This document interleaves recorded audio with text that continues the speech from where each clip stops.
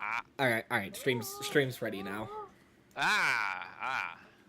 Okay, all right. We Got. live. We live, Yep. folks. Got. Hey, all right. Got. Welcome to the stream. Yes. And Hello. today shall be a most climactic event as we arrive on the day of the dinner party. The castle of this high elven city has been lavishly decorated. Tapestries hung in the outside courtyards. Mara, you had been asked to meticulously make sure that the stable houses and everything were cleaned. How diligently did Mara take this particular responsibility? We'll ask real quick. Um. Let's see. She would. I think she would be very meticulous with it. Yeah. Yeah. Make sure everything is done in the name of keeping identities all good and stuff.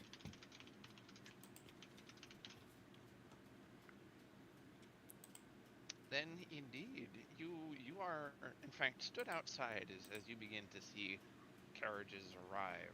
You're the first to receive many of these guests. There's one particular wagon that looks as though it's maybe built for war, but it has been decorated with skulls hanging from the sides, some used as lanterns. There's a rather wonderful aroma of various kinds of foods from inside, and you see stepping out various orcish chieftains and chieftesses. Each one with a distinct sort of perfume-like aroma about them. One is like smoked meats and fresh firewood. Some are like fermented fruits that are that almost a little bit sickeningly sweet to the nose, and many such more aromas as they pass by toward the castle. You said they were orcish. Indeed. All right, wasn't expecting it to happen this fast, but okay, here we go. All right. Mara, upon seeing the orcs as they go by, immediately she's going to. Drink water, you fatty. You're gonna keel over. Thank you, Alexa. Uh, uh, all right, so immediately she's going to just immediately stop what everything she is doing. She's going to watch the orcs going by, and she's going to lean forward and start swooning all over them. Not like she's not like approaching them or anything. Just like ooh, some handsome boys over there.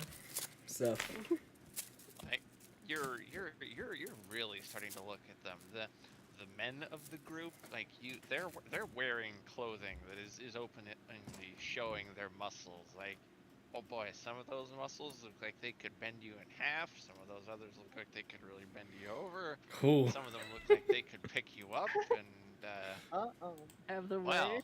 well, let's just say Barrick could get some inspiration for his next novel from this little punch and your reaction to it. We know what the next protagonists are probably going to be based around now. Yeah, I mean, to be fair, as if he hasn't already gotten inspiration already. Oh. Yeah, Mara, what about Val? You were hitting on him like, 2 days ago. Oh, golly goodness. So yes, indeed, one of these orcish war chiefs sort of sees you ogling and does a flex while looking you in the eye, and then shoots a little wink before he carries on. Oh, Mara is dead. Right on over. Just rest in peace. Swoop. Smack. Yeah. And he looks very pleased at that, and a very warm and deep belly laugh as he passes through the doors into the castle.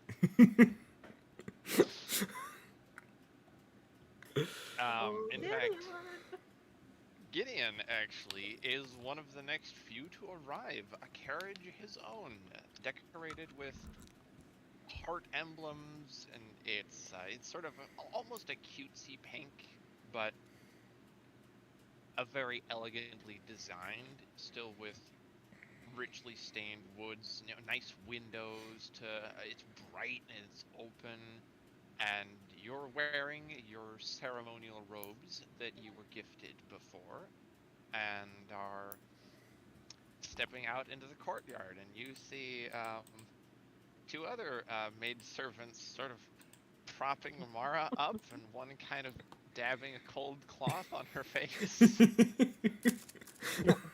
Wait, what? Sorry, Susan. Hello. So, what are you doing about that, Gideon? What? Wait, what happened? Sorry, I'm paying too much attention.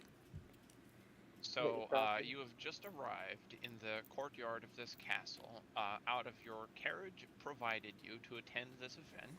You're wearing your ceremonial robes, so you don't have any of your normal weapons or armor. You have your sword, the one that can shrink, and as you've stepped out of this carriage, with an attendant at your side, you can see Mara and a couple of maidservants to either side, and her laying on the ground, propped up against one of them, and there's a cold towel being dabbed across her face after she had. Well, if you weren't paying attention, you'll now have to ask Mara what happened.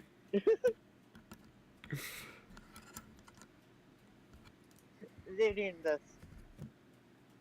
Okay, so I have an assistant, and they're surrounded by maids, right? That's what the general thing is. I have an assistant, and Mara has a bunch of other maids around her. Yeah, just two of them, like one on either side, and one's holding her up while the other dabs the cold towel to kind of like wake Mara up a little bit.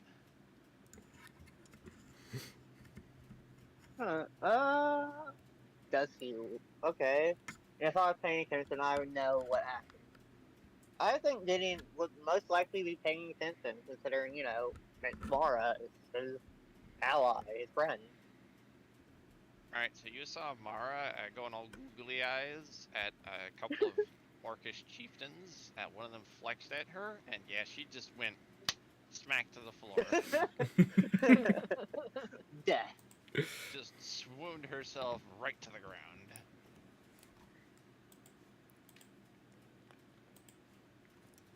Gideon just sort of blanks, but, since they're supposed to be undercover, doesn't really say or try to pay too much attention to her. Just hoping she's okay. Don't pay attention to the poor people. Man, I'm really very confused right now. It's just like notes.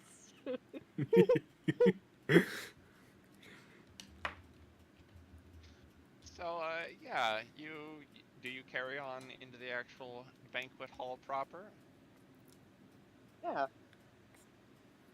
You are following other nobility and goers to this dinner party, and you see that there are dignitaries. There's some lizard folk here. There's fearbolgs. There's in fact a giant and his wife that are sort of stood carefully off to one side, kind of minding the chandeliers.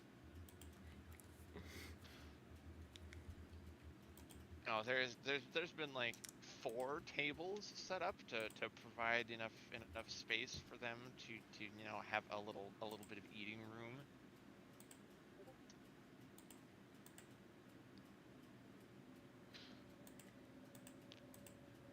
As well, you see the Elvish royal family standing up tall.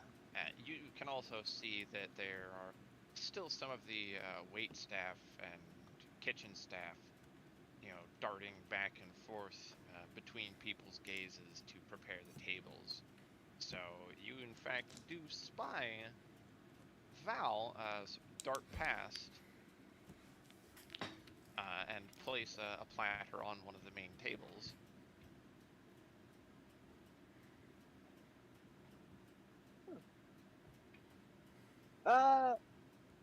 As with Mara, Gideon tries to do his best not pay too much attention over to Val. Doing his utmost best to be like, yeah, I do not know this person. They are not important to me at all. I'm just Too imagining many him. eyes. Go ahead. I'm just imagining him just saying that out loud.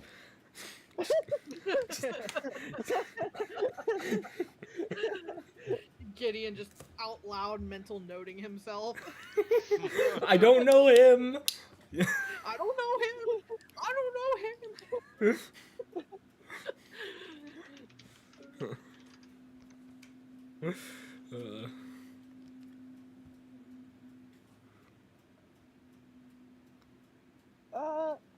Uh, Lana, question.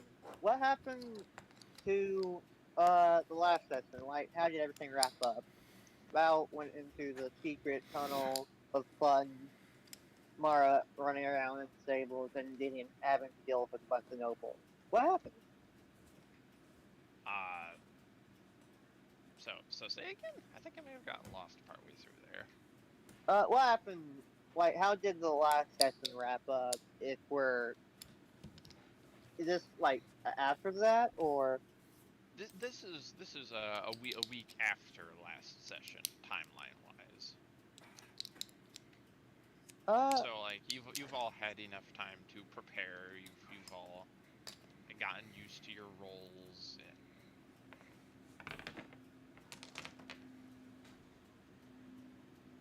okay? In that case, I'm curious how like Val thing went about. You know, he went into the secret tunnel. Gideon had to deal with the nobles. But how did that wrap up? I don't think Val went into any secret tunnel at all. I went into the hallway and I found the room, or at least not found it per se, but I've sensed the magic of the advisor concealing something there. But My, that was my I bad. didn't actually I didn't actually get into the room because I wasn't able to find it. That's my bad. I was The under the. So the only thing that Val did do was that symbol that's on the map in the upper left-hand corner of Roll20. That symbol is etched somewhere nearby. I'll let the. Well, no. He probably like scratched it in at like the wall or something. Somewhere not fully obvious to most people, but to someone like you, it would be obvious for.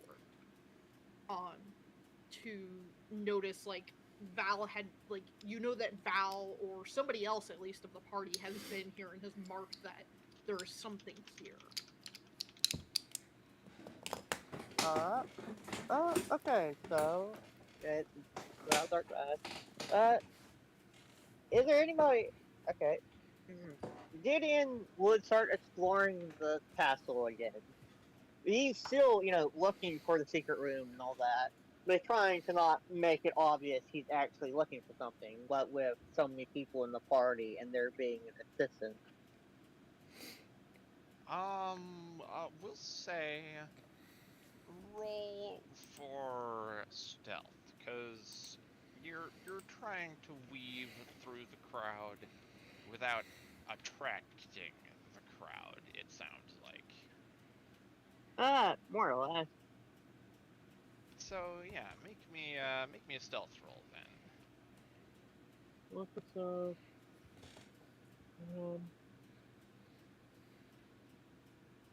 trying to find me? Oh, there it is.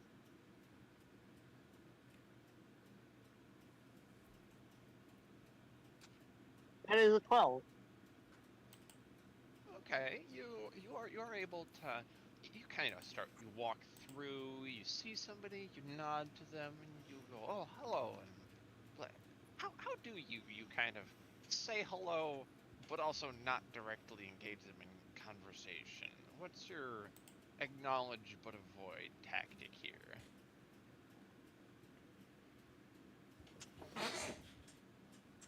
Uh, Greetings upon you. Okay, so this is what you're saying to most people as you just like pass by them. Yeah. It ends up working. Like most people see that you're on your way to do something, so they sort of nod to you and they reply with indeed to you as well, and then let you continue onwards.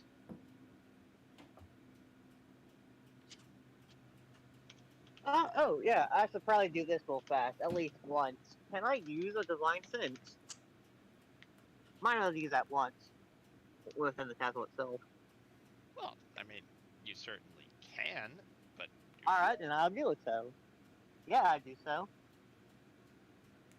I mean, you're the one that tells me if you can use a thing or not. Like, unless you're trying to do something wacky, like I don't know, trying to do some full-on science stuff here. That's when you maybe ask if you can. But you reach out with your divine sense, and Bupkis. Yeah, it's a party.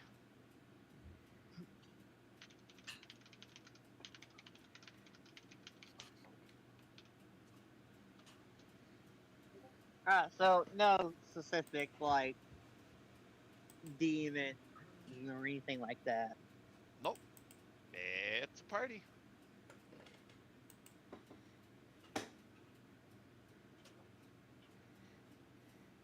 Yeah, there's a lot of people in fancy clothes. There's a lot of people talking about stuff that kind of flies over your head. There's somebody over there that's talking about the fact that the gold reserves from such and such's castle have been drying up oddly, and how, oh, it was in fact their sister that had, for whatever reason, bought 79 kegs of a specific sort of wine and had accidentally emptied the coffers. And you hear something about how there was a scandal between this brother and this sister, and how they were exiled from this family, and even more.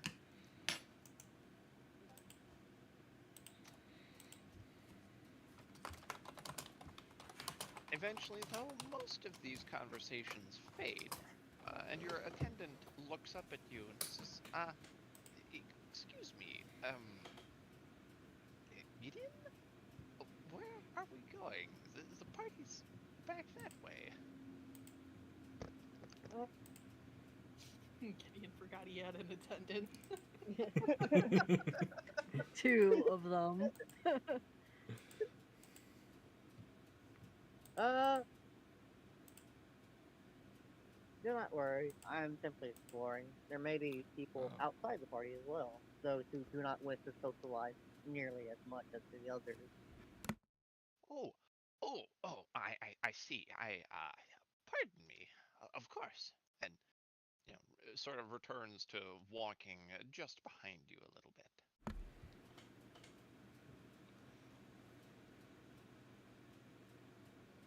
And at this point, what is your passive perception? My passive perception. Hold on. Sorry, I had the character master up. So I could... Are you Alright, proficient in perception? passive perception is 13.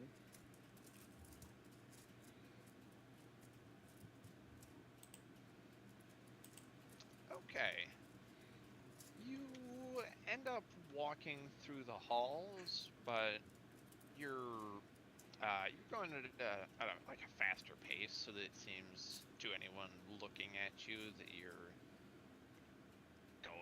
somewhere.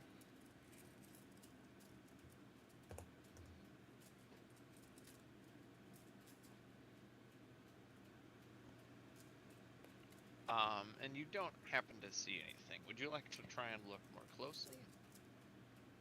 Yeah, sure. Okay, for that, actually roll me perception. Right?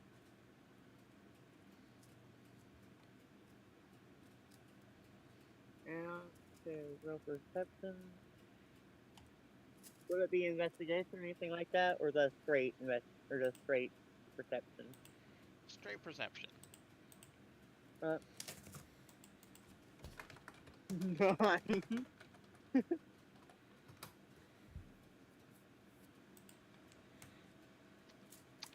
You know, somehow you were walking one way, and you end up returning to the party just from the other side of the banquet hall.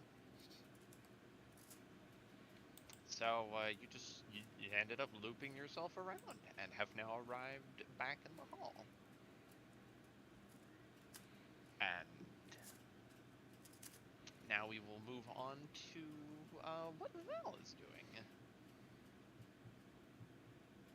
Alright. So, as we all, well, as Gideon at least knows, Val has been helping the kitchen staff with prepping and serving the tables as our guests are, or well, as the palace's guests are arriving. He's carrying anything from silverware to serve with for whatever respective nation is coming to visit, such as uh, maybe big butcher knives and serving forks for the orcs and giants, and large platters of food for them to accommodate them, even to maybe even their tastes as well as the occasional elvish dish to is intersected into those meals as well, since we are in the elvish kingdom. um, Val is, while serving and doing all of these crazy things dealing with the kitchen and ordering people around to get stuff done, he has been just mostly keeping an eye on where his party is at if he ends up seeing them. So he has glanced at Gideon when he walked into the room, but obviously he did not make more contact than what was necessary. Just as simple, there's Gideon, look away. And of course, to make it not seem suspicious that he only did this to Gideon, he's done this to a few other guests as well. Kind of trying to play as the curious help of like, oh, big party, people to impress kind of thing, you know? And he's every so often when he can, he mentions to the Genasi where he's going to be going if he when he goes to do something. So such as he's going over to this table, he's not back in 5-10 minutes. Maybe send someone over there to make sure that he's still there, so he can basically use the excuse of like he needs help in the kitchen, or the fire Genasi needs help in the kitchen. And other than that, he's stuck, I imagine, between the kitchens and the serving area where the food is being served out to everybody.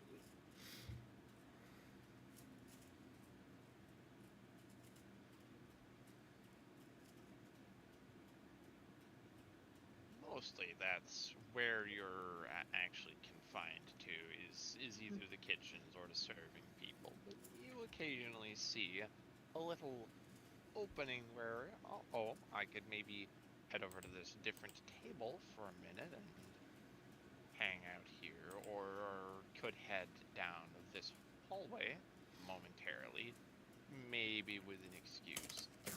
There are chances you can see to get out and to see other places of the castle, but you would need to be quick, since the other waitstaff are of course, going to notice if you aren't back in short order. Yeah. So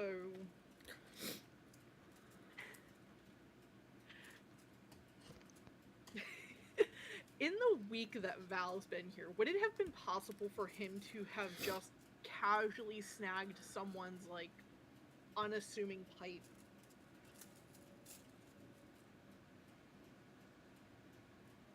There is a reason I am asking this, I swear. It is not just out of the blue. So, just for clarification, describe to me what you mean. Like a smoking pipe. Oh, okay. Yeah. So, during the week, and he doesn't obviously want like a super fancy one because that'll draw a lot of attention to someone who shouldn't have that high of a wage necessarily. And he wants one that, I imagine he would grab one that is just like the most unassuming. It looks like maybe someone carved this out of like some leftover wood and treated it themselves. Very, very unassuming kind of smoking pipe. Okay. I'll have you roll sleight of hand for that. I think that's a skill you can have, right? Yeah. Yeah, alright. It's a dex-based skill.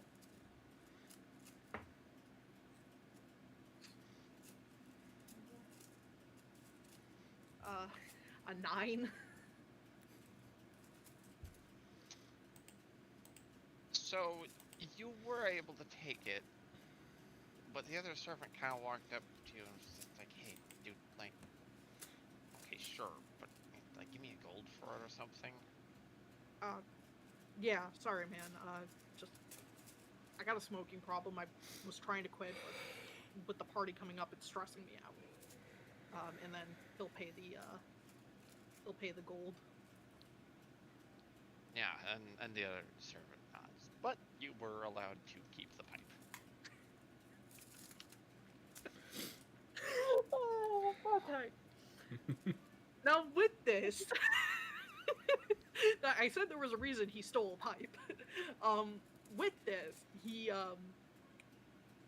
has been occasionally throughout the week also been taking smoke breaks to get out of the kitchen, be away from the kitchen, to kind of open up his windows a little bit longer. And since he never goes to the same spot every time, there's no consistency with where he'll take his smoke break at. Okay, alright. I'm a little shit.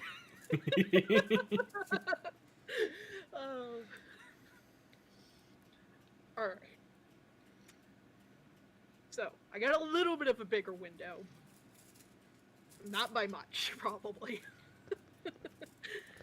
Yeah, that Indeed, probably adds like indeed. a few minutes. Probably.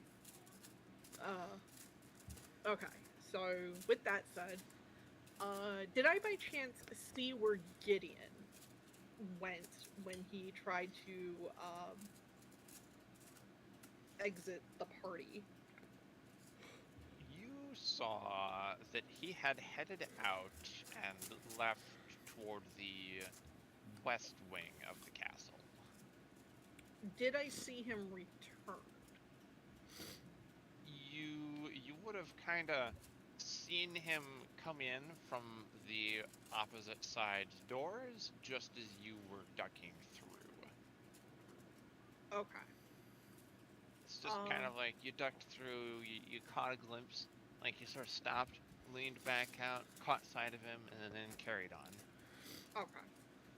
So I know Gideon's. I'm not going to encounter Gideon in the halls for sure.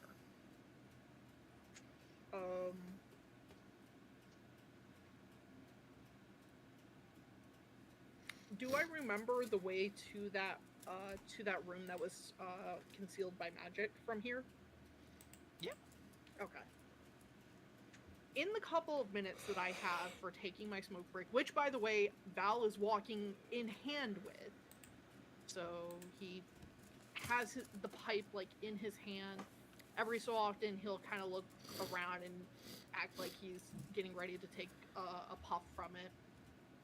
And while doing this, though, starting from the party room, going to that hidden room, Val is leaving like scuff marks in the floor that look like haphazard arrows.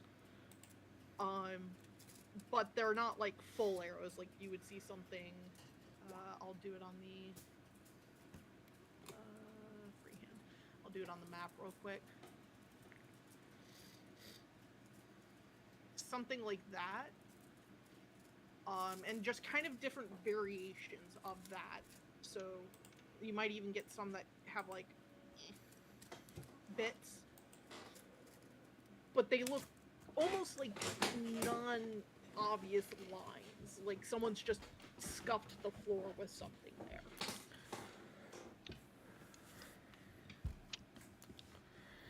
And Val will do this intermediately, leading up to that room.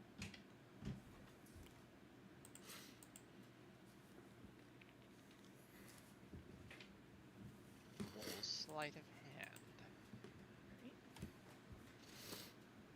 Let's see if you get a better roll this time. Okay, so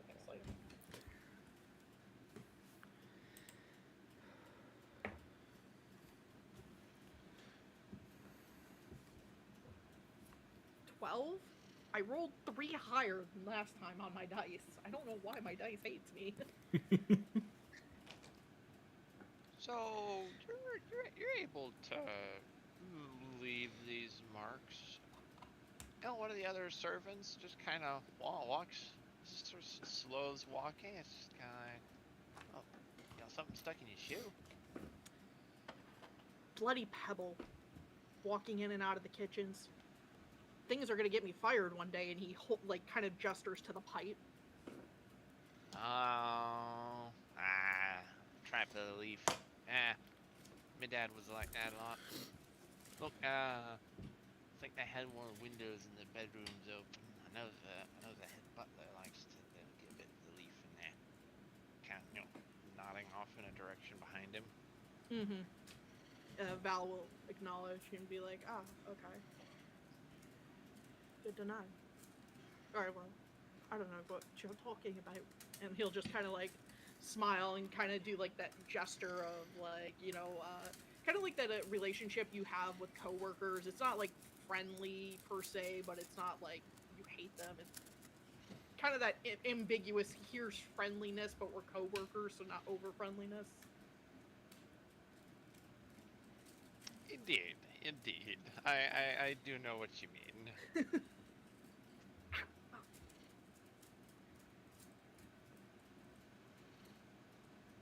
Alright, you are able to leave these marks to the secret room then. Breadcrumbs, as it were. Yeah.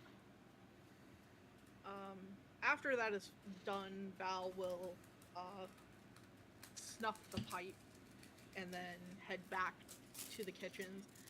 On his way back through the party room, Val is going to try and get to Gideon in some capacity.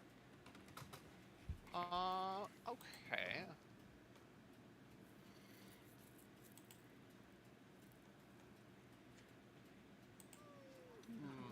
Where's that? What is your dex score? 6. Your score. Oh, 17. Yeah, you're able to kind of weave and dodge your way through the crowd, and you make it to Gideon. Just sort of make like you're kind of cleaning something up, I assume. Yeah. I'm there to do my job. The pipe has been pocketed so it's not out in the open. And I gotta look at our lazy tiefling notes. Hold on.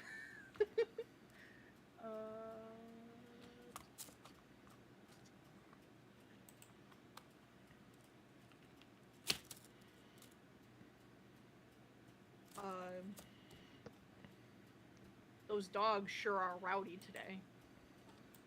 and as he's cleaning, he's kind of mumbled that under his breath, but loud enough that Gideon should be able to hear him. Now, hopefully, you're all going to remember what any of that means.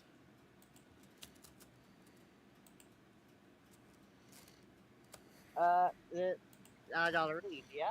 That's what it means? Mm-hmm. Wait. And he said it's Gideon. Gideon is sort of.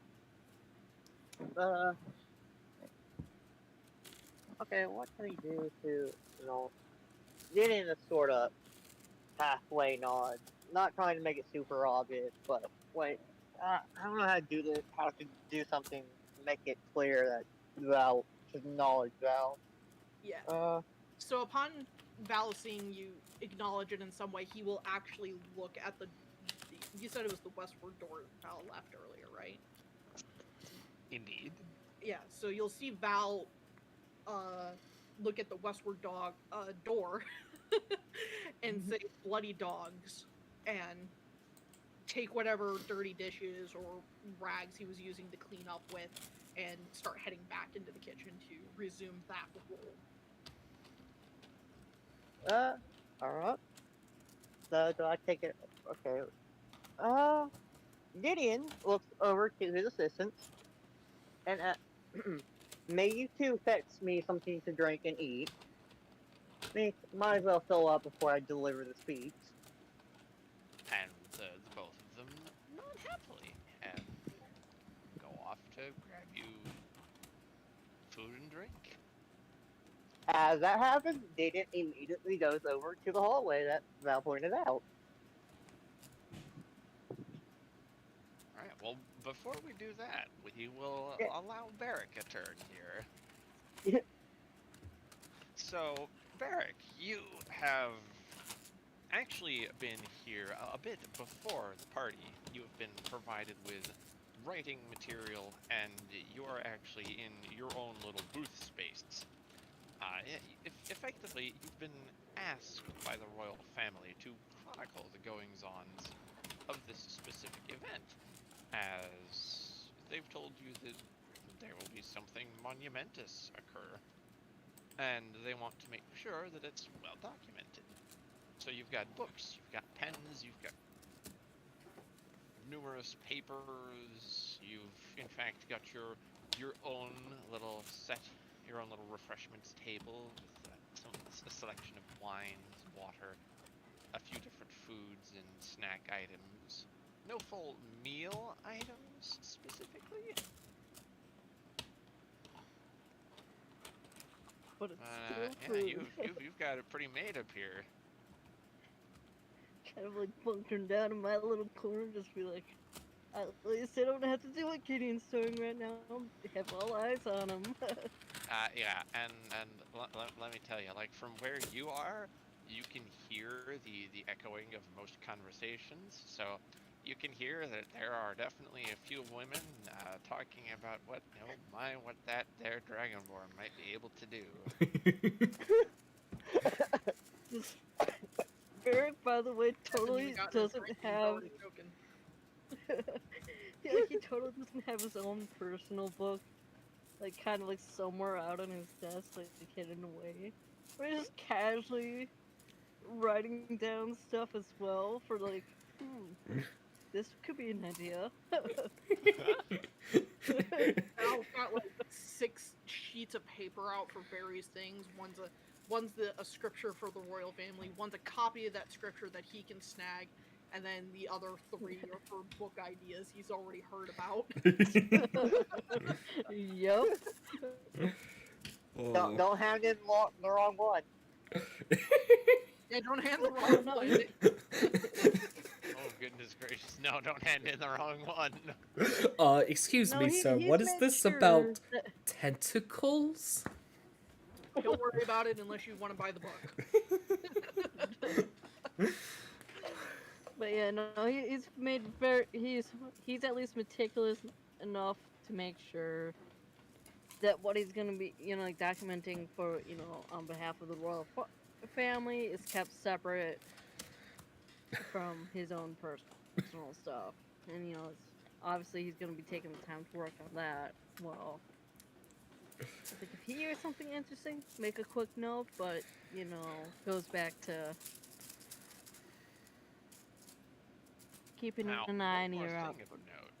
One more thing of note for you is that there isn't anyone else up here with you. So they kind of just left me alone up here. I mean, you're a cleric of knowledge. You have your books, you have your writing utensils. You could have everything you need. Why leave an Yep. attendant with you? You got food, you got water. You're good. You're good to go. They can just leave you at that desk all day and probably forget about you for a week, and nobody would notice. Nor do we care until somebody is tasked to come up there.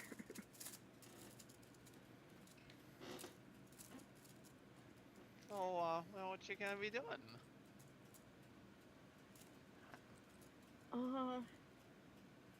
Probably obviously he's gonna be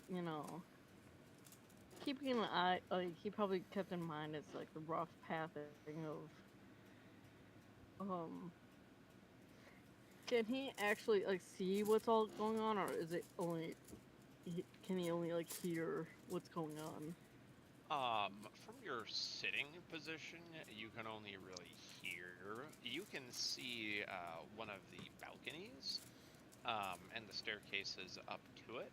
And on this balcony, you can see there is the royal family at their table. You can see them pretty easily, but you are actually a good 10 feet above them. If you stand, you can see the whole of the room. Gotcha. And in fact, the only thing that is higher up than you is the band currently playing. Gotcha. So they're not. Like, sure, they might not immediately notice him if he were to just walk away for a little bit. Mm-hmm. As long as Yeah, you could, that could be your takeaway from this situation. But yeah, no, it's like as of right now, it's just like, probably just doing a combination of like sitting and standing just to get a good idea of, things, and then, currently just taking notes. But probably gonna did they also mention like a rough time? Like the royal family did give like a rough time to be like, hey, pay attention, or was it just, hey, we have something planned? There would have been indeed a timetable given to you of when the actual events will be happening. So, if you look over at your table that you've been given, there's a booklet there. One of the first events to happen is the actual address given to open the party officially. Like this is kind of the pre-party. Everyone's still arriving. There's food and there's drink, but it's not the actual meal time yet. Gotcha. And then alright, so does it say like where in like that like itinerary, as to like, all right, certain things are gonna be happening, like, or like, hey, something big's gonna happen around this event in the itinerary, or Yeah. So you are aware that you have about a half an hour until the next big thing is going to be happening. You've got a list of like what foods will be coming out as well, some other more inconsequential information, but the most important thing that you see is that in a half an hour there's going to be something of importance occurring. that's definitely something to keep in mind.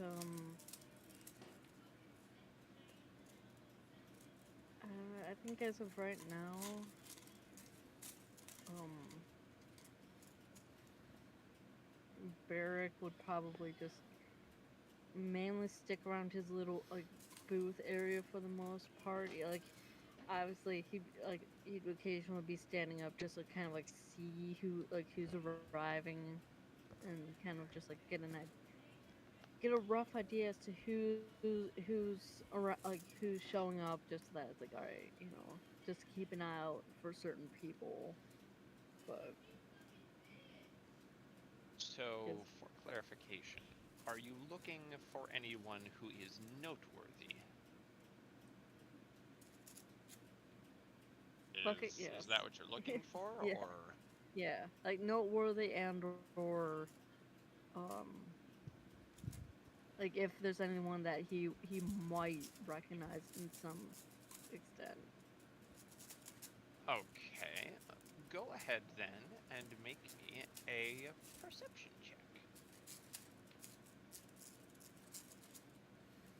Perception. No, he ain't Oh, seen anyone of that he would know. At least that he can, immediately see or hear. You you're looking, and the moment that you chose to look is when there's a lot of people shifting where they're standing and moving about, and it is chaotic enough that you're looking at that and you're like, oh, that's those are people. That's a gaggle of people. Yeah. They're gaggling that way. They're gaggling that way. And yep, that's a gaggle. Yeah. And you go, oh, there's Gideon. He sticks out like a sore thumb. So Yep. you notice Gideon.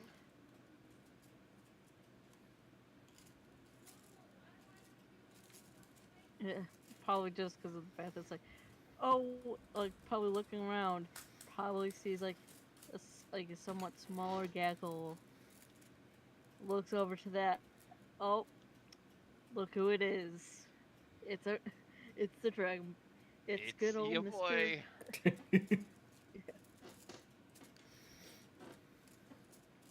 But yeah. Um.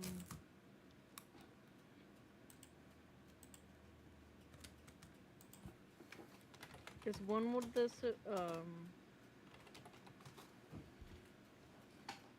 that's also true, but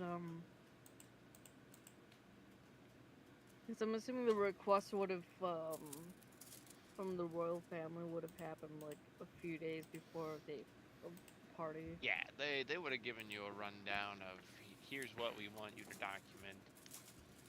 Don't try and document inconsequential stuff unless it starts to lead into something that's more important. You know. Yeah, and obviously, Barrack would have relayed that to the rest of the group when after he found that out. So it's like, hey, I'm sitting. I'll be in my own little corner for the event, so it's also kind of like ways to let at least like Val know as to where he would roughly be for the party in case Val needed to try and get something his way. But I imagine Val's probably bringing you the food and drink that you have, since he probably was able to get some leeway with the fire genasi on, whom he can probably yeah, serve, where he can go. I would say that would have been allowed. Yeah. yeah. So but I think as of right now, Barrack's not gonna really immediately do anything, at least until like after like the first like the event per se that's in like half an hour. Okay. Okay. Gotcha. So then, is anyone else doing anything right now?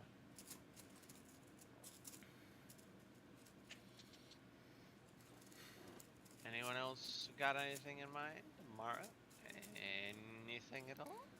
Nah, not in particular. Mara is like, she's recovered from the orcs and she is back on her job, and that's about it right now. Oh, I did have an idea that Didion or Mara would probably have come up with while they were, at the end or whatever. Because if you remember, Mara's sword, the Moon Sword, has, what was it? The slicing spell? Couldn't they have used that in any way?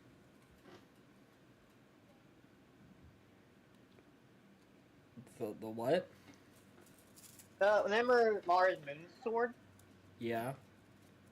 You used it to find Gloria. But That I I don't know did. exactly what. Yeah, but couldn't you have done, unless that was like a one-time thing, couldn't we have tried and used that to find the door itself? Or at least more information?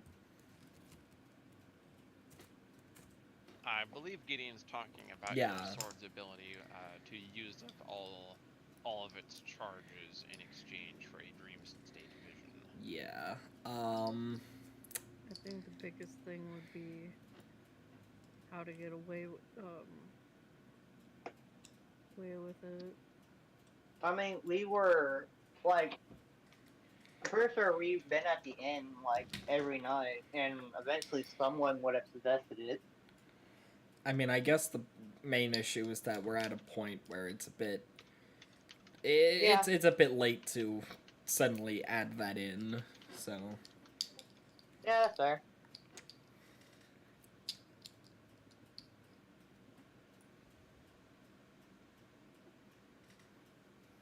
I just sort of remembered that in between the sessions.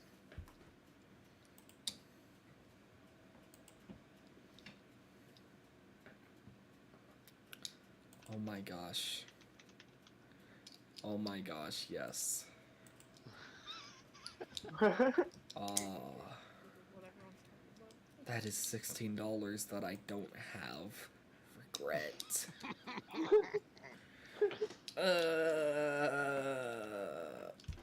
Okay, anyway. Don't mind us stream. It's all perfectly fine. It's all perfectly Everything's fine. Everything is accounted for.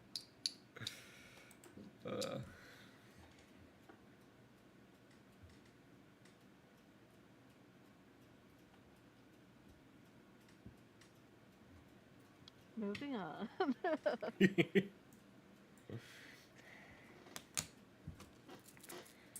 From a little detour. Indeed. So, if no one else is doing anything right now, seems like maybe no one is, Nope. then we will move on to the next event to happen. Is it speech? Speech will Oh, really? indeed be up next. Oh, so Didion wasn't able to investigate at all, assuming. He tried to go into the hallway and be like, hey. That's why I was asking anybody. So are you doing something then? We'll give you this one last chance. I mean, yeah, Val sent Didion off to investigate, or like pretty much sent him off to investigate. Okay. I'm glad you mentioned it. So, where are you looking specifically? Are you trying to follow the tracks that he left? Yeah. Okay, we'll have you make a stealth check again to try and weave your way through the crowd. Especially now that there are more people. More self-check. That's normal stealth. So sneak. Ooh. Nat 20. 22. Yeah. Not bad. So before you were maybe a little less than confident as you were making your way through the party and everyone else. This time, you just sort of ghosted your way through. You wove and dove, and most people just sort of unconsciously moved out of the way, and you're back out into the halls. You've exited into the west wing again, and you can see the little scuff marks. They're kind of arrows. Alright, Gideon will follow the mark. Okay? You go ahead and follow these marks along the floor and are led back to the hallway with the magical covering. Question, is this the same one that Gideon found to begin with? Yeah. Like the one that you pointed out. Okay, can I use that to try and find the hallway? Or, the hidden thing. I'm not sure I follow. You are currently in the hallway where the hidden door is hidden. Are you specifically asking if you can? Okay, can I go? Okay, I'll like to investigate then. See if I can find the hidden door in question. Okay, go ahead and roll for it then. Alright, what specifically am I rolling? You may roll either your investigation or your arcana. Okay, both of those are at 0, so it doesn't matter. I'll roll investigation. 18. As you begin looking around, you pass by a specific wall, and you see it flicker oddly, as if you'd disturbed it. You look at your feet and see that you had accidentally kicked a little bit of dust against it and had disturbed this illusion just enough to reveal it for that moment. It only lasts as long as you blink the disturbance, and then it's that looks just like a normal wall again. Alright. Can I... Okay. Gideon would go and put the mark, like, right on where he saw the illusion flicker. Okay. Or I should assume, like, the wall right next to it, seeing as one can't etch on an illusion. Yeah, right next to it. Like, maybe with, like, a small arrow pointing at the illusion itself. Okay. Okay. Oh, yeah. You're able to do that. Okay. Remind me. So we're supposed to fetch Val, correct? If we find the hidden thing? Well, that's entirely your plan there, guys.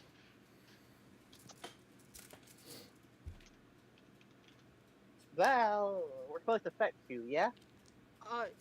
So Val had already found that illusion, so you would have already seen a mark there.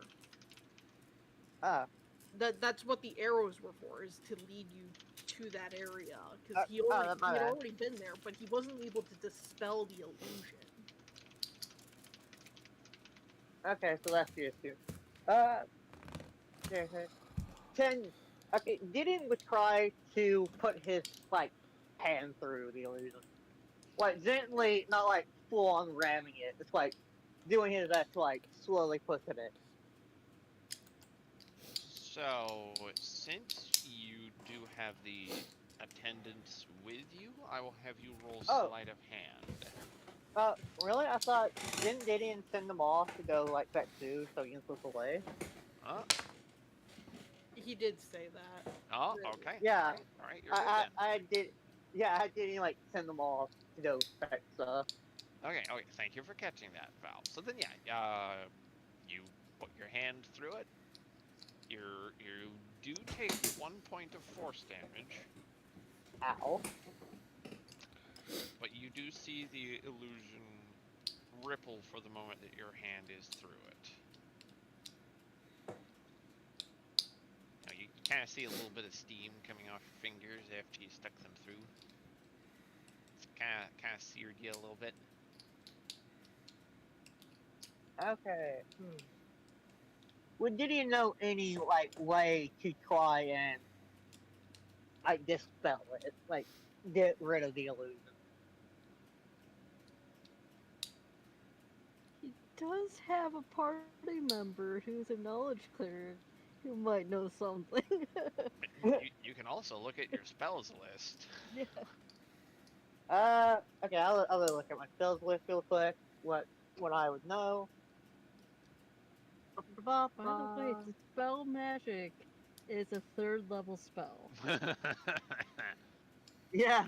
So even if I had it, I probably wouldn't have it. Well, even if I knew I wouldn't have it by now. Blah, blah.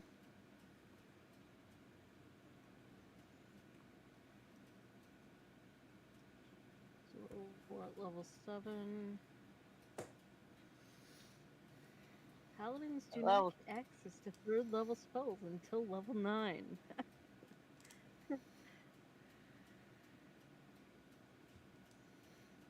And all the spells I do have right now would not help me, even if I had like the right stuff prepared.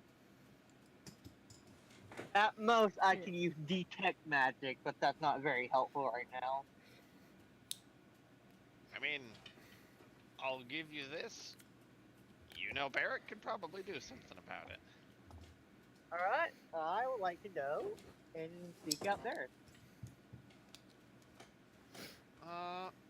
Okay, you would have seen where Barrick was at after you were sitting there in the party, but you know, that's an area that you would be, you know, more you could assume you wouldn't be able to gain access to, not without a good reason. Okay, so it's often like you don't know where. Right. I can't go in there without any. Oh, wait, question. Barrett, did we go into desert? Did we go into the castle together as a group? No. As mentioned, Barrick was actually already here in the banquet hall before things began. Actually, No, in motion. I mean, like originally when we first showed up to the castle to begin with. We came in through separate means. Yeah.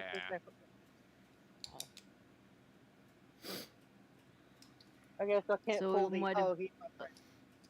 Yeah, so we might have actually just like staggered, like when we came in by like a few minutes, or like at least just enough where it's like the guards wouldn't like it wouldn't immediately make the like people would not immediately make the connection that the two of us know each other offhand.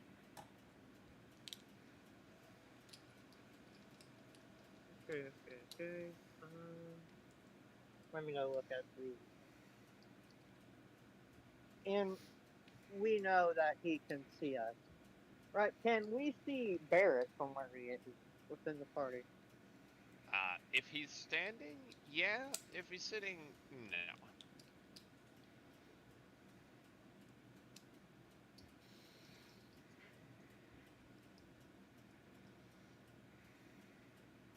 Okay.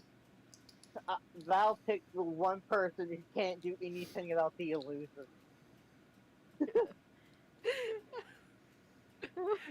Look, I'm limited on who I have access to, although I do have actually access to Barrick.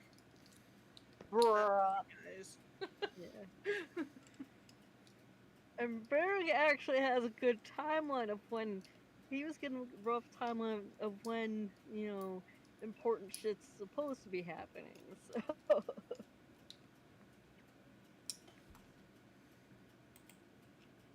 It's more so just timing it right so that he'd still be back in time to record stuff for the for the royal family.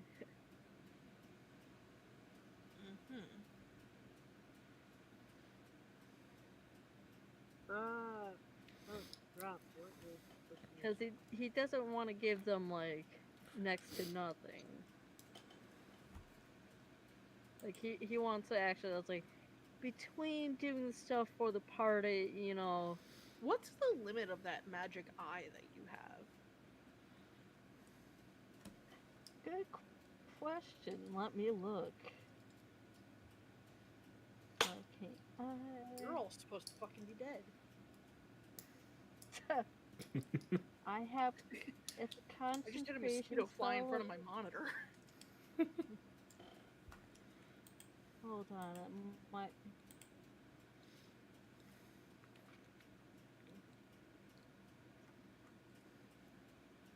Okay. Okay. Mom, There I we was go. how I'm not. far? I'm just sharing it in the chat so that everyone else can read it. Invisible.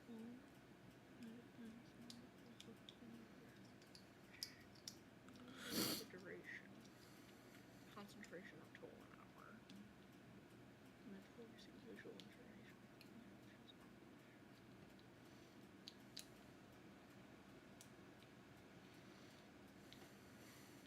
Lana, I do have a quick question. How far is Barrett? Like, from the party itself? Like, how many feet? He'd be. I mean, what a normal balcony's height above anything is like 20, 30 feet, right? 20, 30? Uh, so hold on. This is just a first question, so I can figure out how much higher than that barrack is. So Ah. yeah. So does anyone have an idea of what the average height of a balcony is? I feel like it is Well, 20, 30. it depends on the setup and what it's being used for specifically. If we're talking about an overhanging balcony that is like what you would see in like ballrooms of like the Victorian and medieval era, they could be anywhere from 30 to probably 80 feet up in the air. Yeah. If you're talking about something like probably what Barrack's in, he would probably be in something about that same height.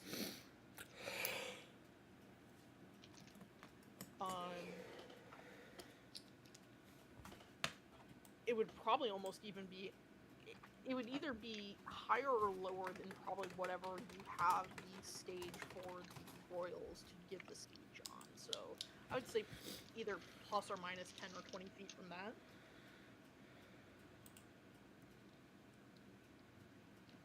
So yeah, barrack's like 70 or 80 feet up. So no go on like using a spell to like, hey.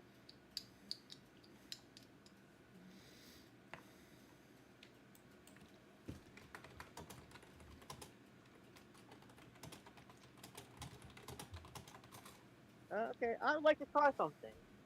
Can I? Okay, I have the funny magic sword pin thing. Can I just like keep that? Like just place it in the illusion and keep it there? Like just like place it.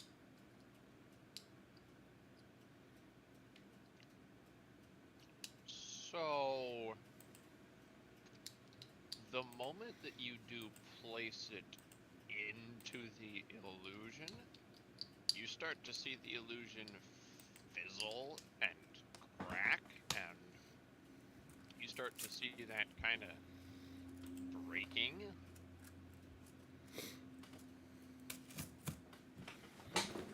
It holds, but it is now very obviously not a functioning illusion as long as that pen is there. You take it out, and it returns to normal.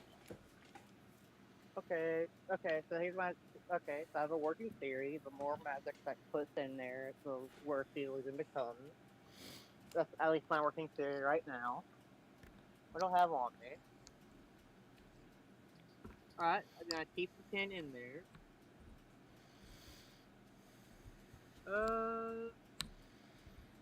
Can I put the holy symbol in there? Well, I'll put the holy symbol in there too. At the same time, I have the pin in, or the blade in. You put them both in, and you start to see this illusion really breaking. You also now hear footsteps quickly approaching you from the noise that Oh. this is making. Oh fuck. Done fucked up, kid.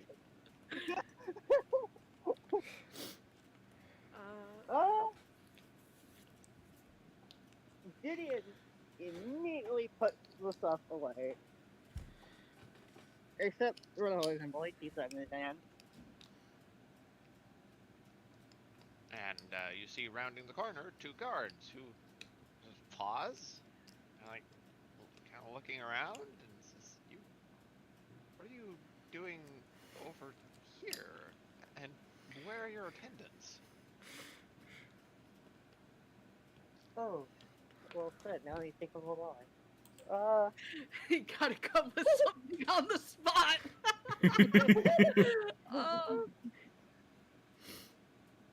See, if this was Val, I know immediately what I would say, but I'm not Val, and this is Gideon. And It's like, this is Val's not Gideon. there.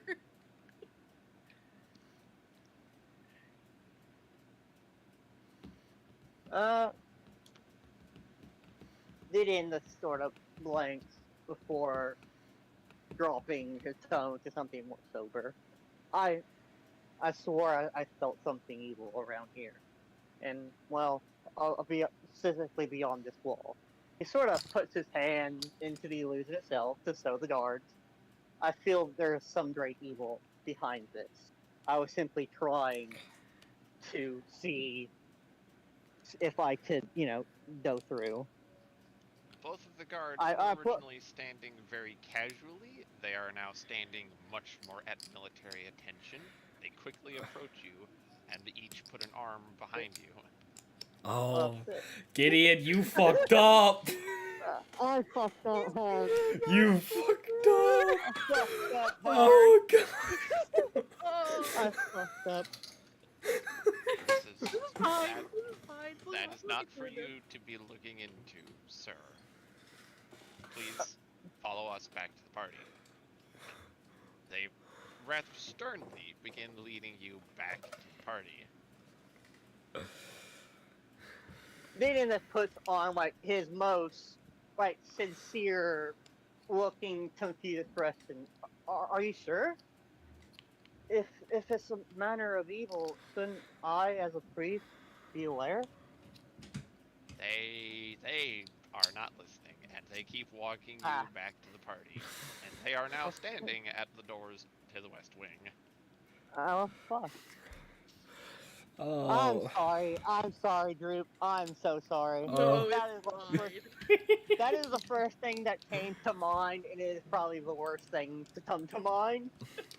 No, it's fine. We will get through this. We'll get through this. Oh. I really thought some random guards wouldn't be aware of. Hey, here's a secret illusion. Well, Yeah. they weren't until you stuck your hand through it.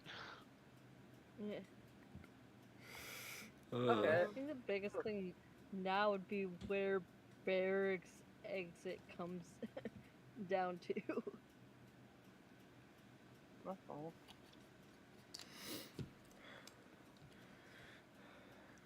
Okay, so they're both at the. Okay. Ooh. Okay, is Barrack standing? Yeah, Who's that see at the time? Currently, you can see Barrack standing up on his little balcony up there. You don't see Val, and Mara's out in the courtyard. She wouldn't even have a reason to be in this part of the castle. Okay, so how do I...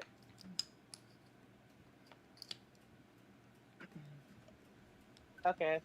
I have an idea. Might be just as bad. Gideon sort of saunters what are you doing? Sort of walks back into the party itself, like far away from, like far enough from the guards that maybe, uh, uh, I'm sorry, I'm thinking hard. I really messed up. I'm sorry. Now I'm No, just nervous. don't stress about it, man. It's good. It's all good. That was probably the biggest fuck up Dean had done so far.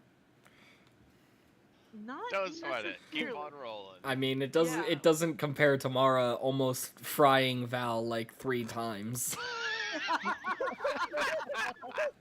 On their first meeting too, where those would have easily killed Val. Like, Yeah, what was that? not have 42 much. fire damage or whatever? Yeah, like, it was like double his health. I made that deck save. Also, I do have a question, Lana, about Yeah. Barrick's Arcane Eye. Just because I wanna understand if I'm thinking of this correctly. As an action, you can move the eye up to 30 feet in any direction. There is no limit to how far away from you the eye can move, but it can't enter another plane of existence. Obviously, that last bit's self-explanatory, but the no limit to how far away from you the eye can move doesn't make sense to me. How so? So, do you want to fly it 3 miles off in a random direction and you yourself stay stationary? It does that. Do you want Okay. to fly it all the way around to the other side of the world? I'll take a while, but it can do that. Gotcha. Yeah. Okay. No limit to the distance that it can fly. Although, given that it only lasts an Oh, hour and it can only go 30 However feet. far, yeah. Yeah, it's how far it can go in an hour. An hour. So, Um, if I'm doing my math right, that'd be about 300 feet limit, technically, by time limit. Math is hard. It's, You're asking the yeah, wrong like person. Because it's... it's like what, 30 feet per, what, 6 seconds? Yeah, 60 seconds. It's 300. Yeah, it's hang on. 300 feet a minute. Hold on, let me see. Hang on. How many seconds in an hour? 3,600.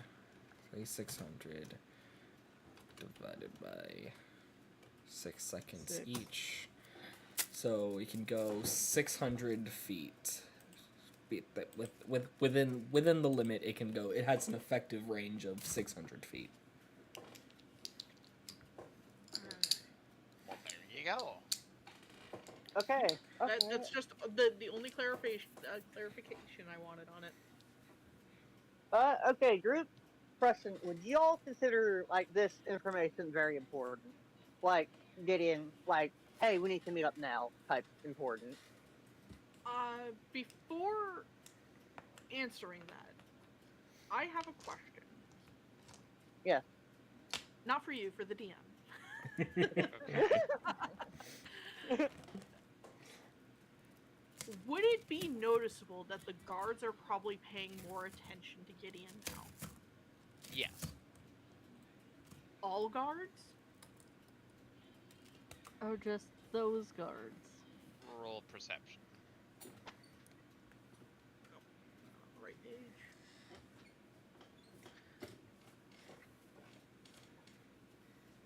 Do you want both of us to roll, or just Val? If you are also looking, if you're also trying to suss out where their attention is being paid, then yes, Barrick, you will also roll for perception. Because he probably, 7. like, I would probably notice one. A 17. Okay, Val, you're moving too quickly to really get a solid idea of are they paying attention to? Oh, okay, gotta move. Are they? Okay, gotta move. But Barrick, you're from your bird's eye view, you're able to see not only are the guards largely paying attention to Barrick. They are paying attention to Gideon. Thank you. They seem to be paying a little bit less attention to everyone else. We can work with this. We Okay. can work with this, guys. We got this. Gideon might have double-edged sword himself, but we got this. At this What point, the there's heck? so many sides to the sword, it's ridiculous. Look, I Um. said this was Ocean's 11 shit that we were doing. I was not kidding. I was kidding, but not kidding. Whew. Man, I think I need to. Ooh. Okay, so the main issue is telling either Val or Barrick that guards are there, but more importantly, hey, I know how to get rid of the illusion.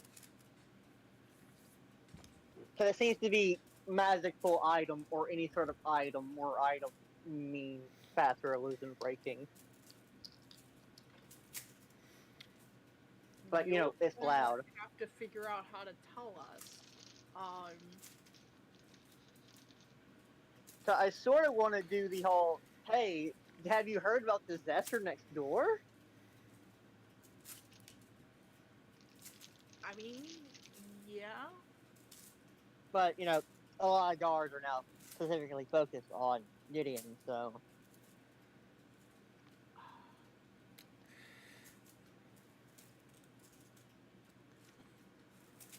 See, the thing is, if you do that, that tells us, any of us that can hear it, that we need to meet up with you. But you Yeah, would have Which to. risks everyone else if guards' attentions are on Gideon.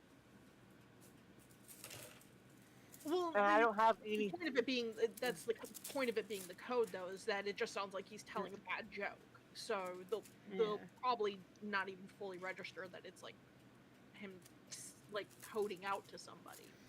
Yeah. There's also the fact that we need to find a way to all meet up in one area to talk. Which Gideon can't do because the guards are not paying close attention to him. And Would it be possible? The best thing that I can think of is doing what Val did to Gideon earlier, which is Val coming out, doing some cleaning of like the of a table or something, or mopping up the floor or whatever, bringing something out, like serving like a plate of hors d'oeuvres or shoots of champagne or something, and being in close enough proximity to Gideon for Gideon to pass on information to him, because Val has a little more freedom to move about because he's the help. So yeah, why don't we run with that? Why don't we run with Val going and serving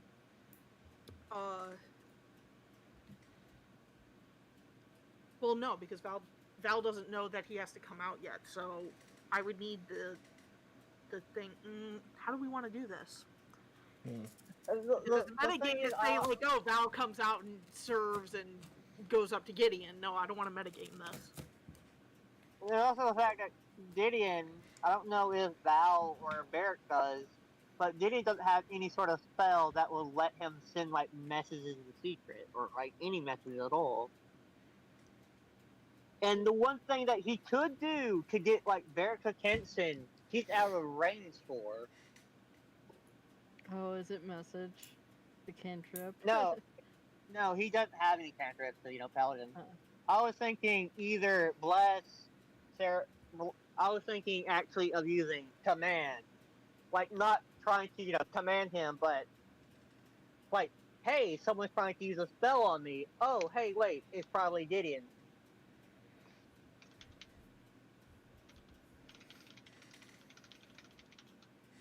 But don't you have to tell someone command? Like, you use command Command and then has- you give a command vocally? Yeah, but it doesn't say they have to hear it. They just need. That's kind of weird because it has a range of 60 feet, But and it very requires line of extremely sight. rare. Yeah, and it requires line of sight, but Yeah. it doesn't actually say they need to hear the command. They just need to understand the language, which is weird. No. I I think think our best bet is if you do the we need to meet up now, and then uh, me following through with what I was saying earlier with Val coming out and doing something. yeah. The best way, honestly. I can't think of a better way to do this. So So does Gideon just has to like yell out the code phrase? Is that how it works? yeah, well, the code phrase is set up as you telling a joke, so I would role play into that somehow. Yeah.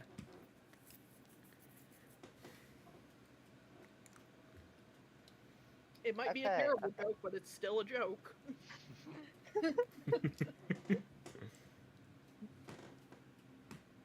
Oh. Okay. Gideon.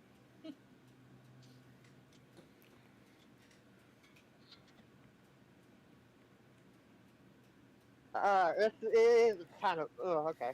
I was about to say, Gideon you sort. want to set you back up.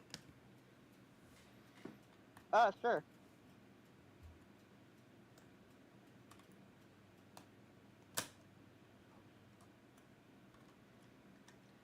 Says that.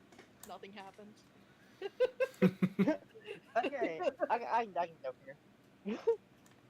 Gideon, after being thrown out of the hallway, sort of shrugs and goes deeper into the party. Like, so he's no longer in like line of sight of those two specific guards.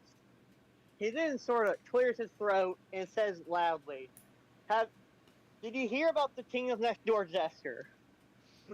He told a joke so bad he could barely keep his head on. You, hold on here. Let me just.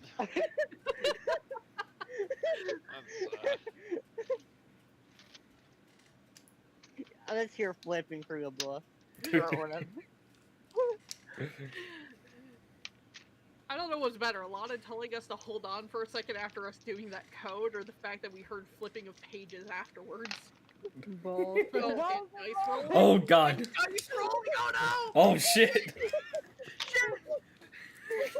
So, Abort. yeah, you hear a myriad reactions. There's a couple people that kind of go like, there's a couple people that actually laugh, like they're genuinely laugh. There's one dude who is kind of like, getting, you have to kind of cover your ears a little. He is dying. He's laughing. He is like holding his belly. He falls out of his chair and he is howling with laughter because you just got him. That guy is clearly drunk. That joke is not that funny. But imagine it. It doesn't take a particularly clever joke to really send you roaring if you're caught off guard by it. That's fair. That is very fair. Does Val hear that joke? Oh yeah. Oh yeah, you Okay. hear that joke. That being said, then, going into what I was saying earlier, which is Val comes up with some excuse to take something out, whether it's a plate of hors d'oeuvres or wine or a wine bottle, just something that would get him out on the floor to serve in that area. Probably wine, in all honesty, would probably be the best thing from the sounds of it. Actually, Mara, real quick, give me a perception check. Alrighty. Do good, Mara. I believe in you.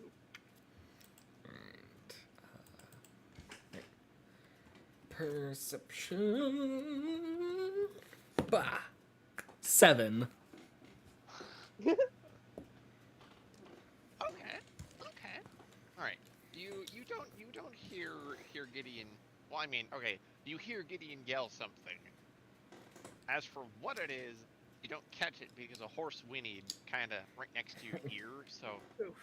that's you're like, oh, hey, that's Gideon's voice, and he was yelling something, but horse garbled it.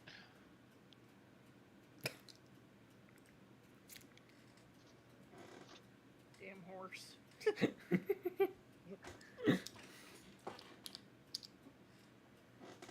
So what are you and Barrick doing there, Val? I'll let you two play this for a bit. Alright. So, as I was saying, Val will come up with some excuse to take something from the kitchen out onto the floor. Hors d'oeuvres, champagne, bottle of wine, anything. First thing he grabs. Sure, why not? And he makes his way over into that general area of where he hears the roaring of laughter, apparently. And he's going to play on the act of he's the help, obviously. He's asking if people want to refill their wine, if they want something else from the kitchen, whatever. And trying to get as close to Gideon without being obvious about it. And that is where I currently stand with that plan.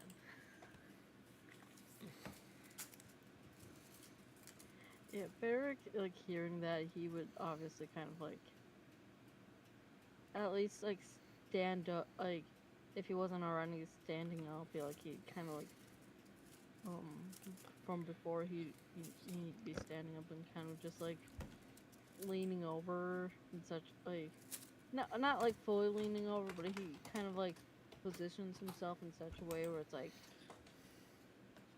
I could, like, I'll keep an eye out from up here. I can't. Me moving too much from, like, me going down there might cause a bit of a scene, but.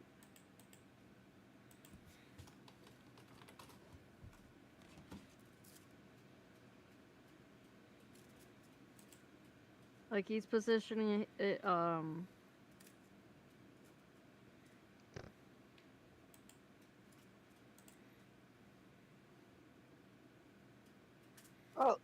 Couldn't Barrick like use the arcane eye to like read their lips,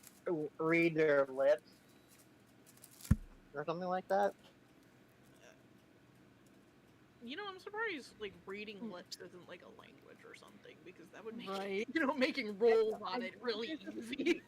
I know there's, I think it's linguist feat or the observant feat, which if I see people talking in a language I can understand, I can, know what they're saying. But So reading there is lips is something sort of for a it. feat.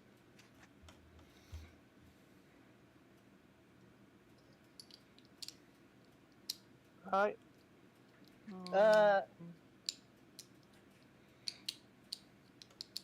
So how close was Okay. Val able to get to Gideon?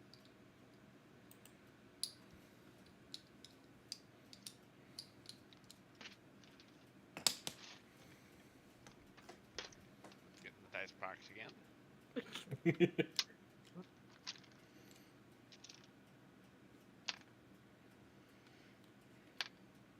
got a plan, Barrick. I got a plan. Man, I really want to be like, outside of the observant feat, it's like, come on.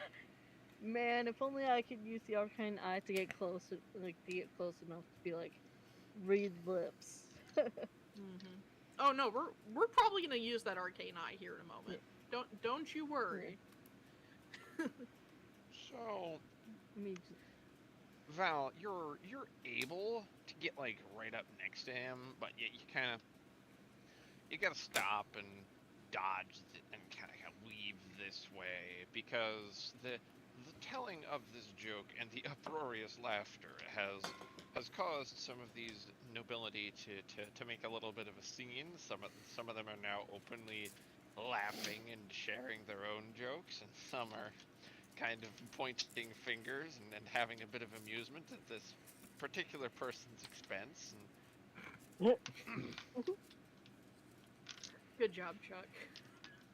And so you gotta dodge around a little bit, but you are able to make it right up next to Gideon.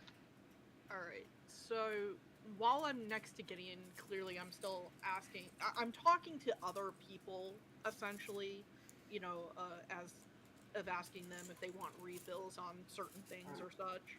But as I'm next to Gideon, I obviously have like my head kind of turned towards him so I can hear him clearly if he says something to me.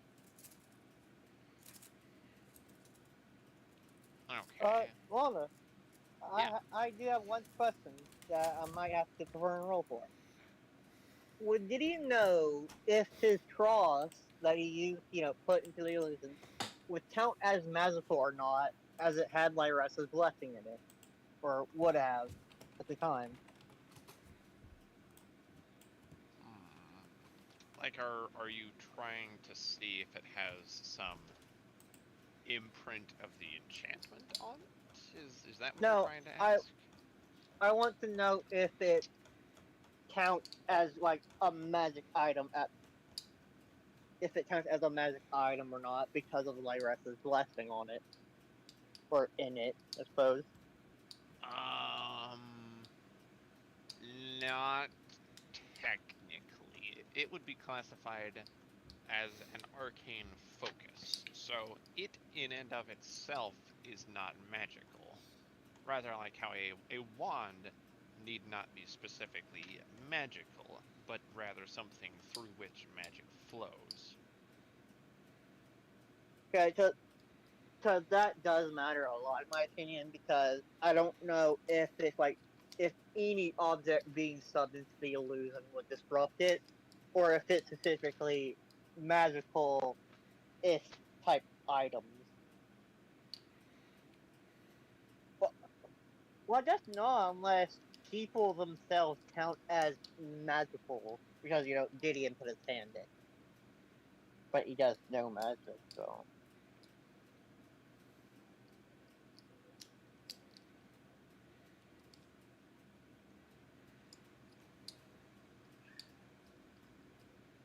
Oh.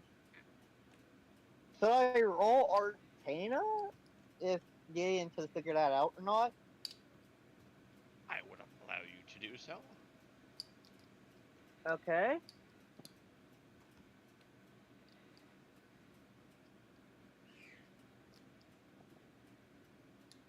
Let me see. Well, 6. Yeah, you're not able to make head or tail of it.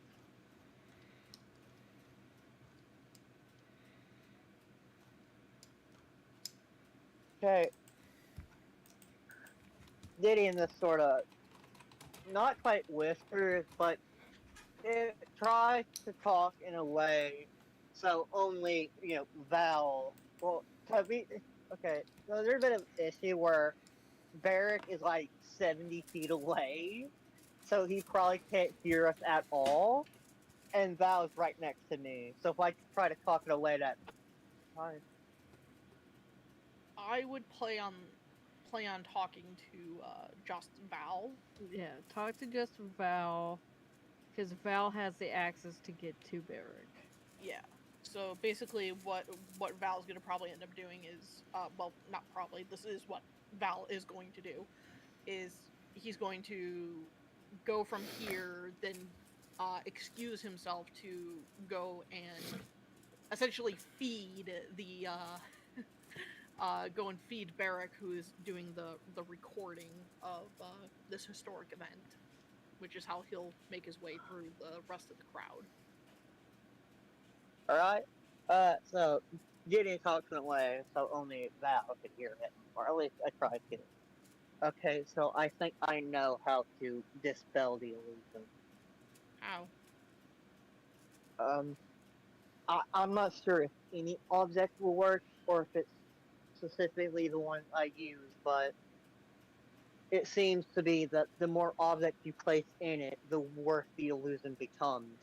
However, the hallway is now guarded, as it makes quite a lot of noise as it breaks down. All right. I'll go let. I'm gonna go get Barrick and see if we can do something about Hold it. on, hold on. Can I try and pass something over to Val? Like, would that be a sleight of hand check, or is too many people eyes on me?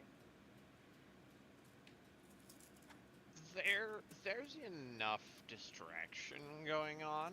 I will let you make sleight of hand at advantage. Okay, okay. Do I have to roll anything Gideon? to accept that, or is it just? No, no, no. You Okay. you just sort of will, like, you can tell he is slipping something to you. Okay.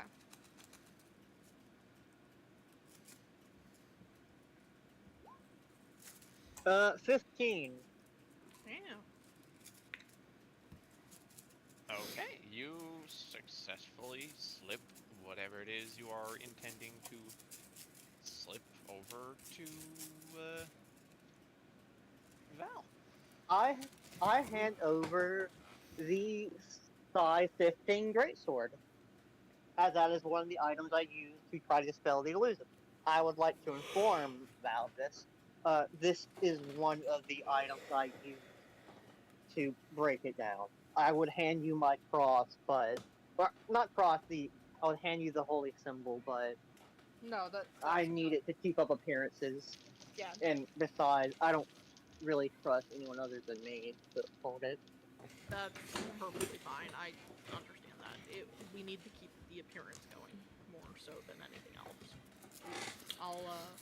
But yeah, I'll go with Barrick and see if we can do something about it. Hopefully, the guards or the blackbirds are watching you, Gideon nods. so try and maybe keep their attention on you as much as possible. That might give us an opening to get out of here pretty quietly. But remember, the illusion of breaking down makes quite a lot of noise. Mm-hmm. So unless Barrett knows some way to quiet it down, you may have trouble. I got a couple ideas. It'll just depend on timing. Gideon nods. Give them a uproar speech, would you? And with that, Val will will leave the area, giving the excuse that he's going to go and feed the or go and serve the cleric of knowledge, doing the recording. Yeah. Okay.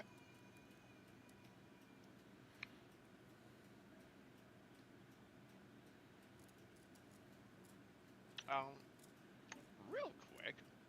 Yep. I think we'll move to Mara next for a moment.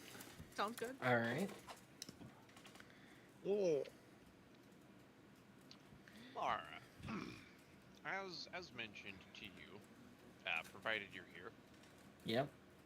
Okay. As mentioned to you, you have witnessed something here on the outside of the castle.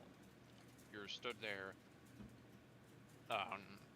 You're making sure that the horses for the carriages are fed. You're looking at one of these horses in particular that kind of looks part raptor, part horse. That's a bit weird.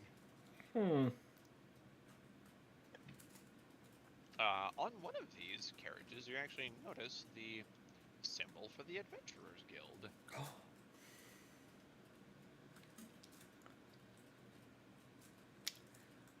Can I remember who came in that carriage?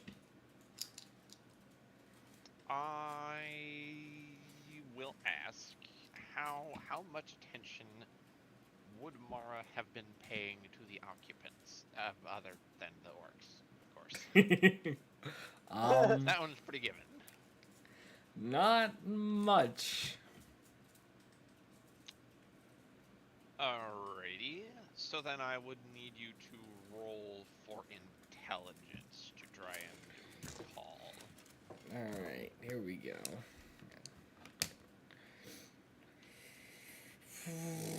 Come on, dice, don't let me down. Yeah. 17.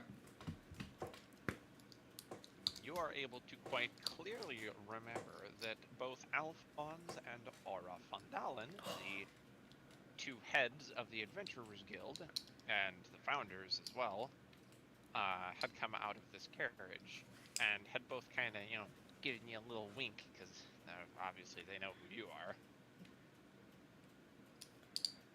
Alright, we got some more allies in here. Sweet. Alright, okay. Tentative. That is a tentative ally. They have rules and regulations. We are certainly breaking laws around here somewhere. True. But does Mara know that? Absolutely fucking not. So. It's Mara. Enough said. Law school? Mara don't need no law school. Mara's too good for the law. Alright. Mara's just sort of going to get very visibly excited as she comes to this revelation. And she's going to start just not so subtly looking around for the two that had arrived. Okay, so are you actually kind of trying to slip your way into the party? She's going to stay by the stable. She's just going to just look around and see if she can spot where they are.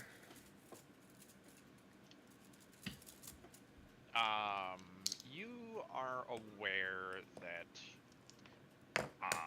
they had gone inside, but as you're looking around, you do actually find them sitting in the outside part of the party. There is a slightly raised area, and there are a couple of guards watching, and one of them kind of looks at you funny as you start to approach. He sort of walks towards you and is like, "What's up? Are you any reason you're coming toward the party?"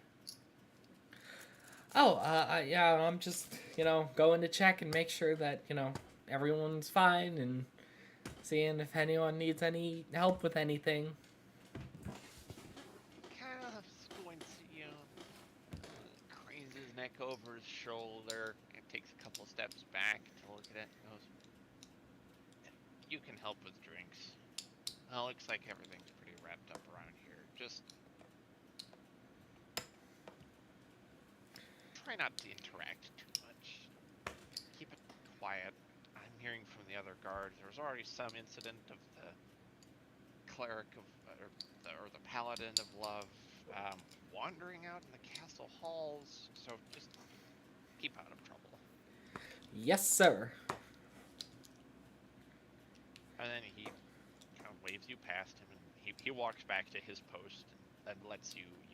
So you are now in the outside party area. All right. Congratulations, Amara's very unassuming nature has played to her benefit. Woo! Woo! All right. Woo! All right. Okay. So. Right.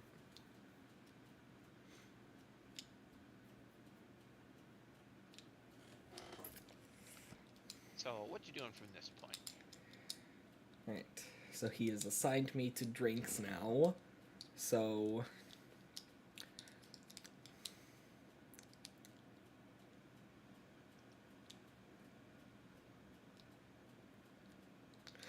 Oh boy. Here comes the rough part of trying to find that balance between being me smart versus being Mara stupid. There's Right? a balance here somewhere, and you will get it. You know your character better than any of us. Okay, let's see. Okay. Hold on. If not, the DM can just have you roll for if Mara knows how to do that or not. Okay.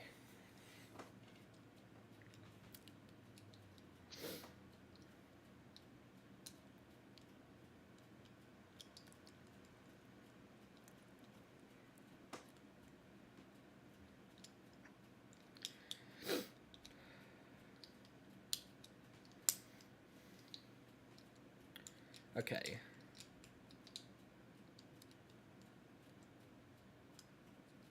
Okay, so I guess the first thing I should ask is like,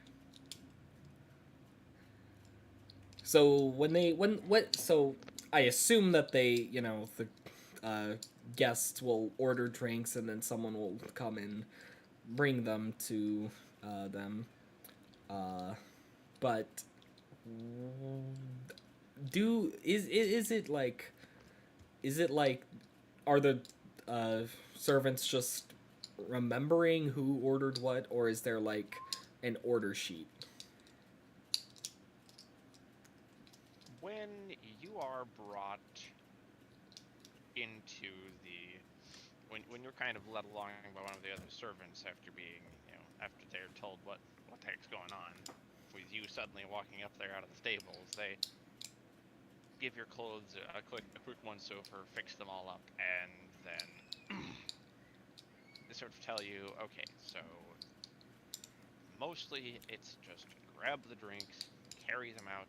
If they ask for something specific, prioritize them, go and get it, bring it back to them right away, then go back to just carrying the normal drinks around. You have your tray here, you have your drinks on it, they take from it, and when you're empty, you come back here.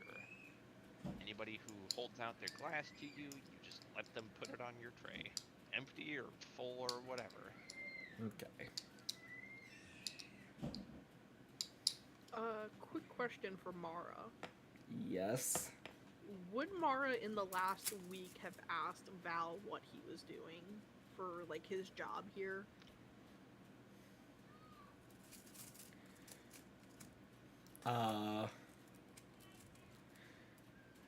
I suppose so. I mean, I sort of assumed that he had already told them, but Yeah, no, I was more asking along the lines of the fact, did Mara ask more specifically, like what he does or anything?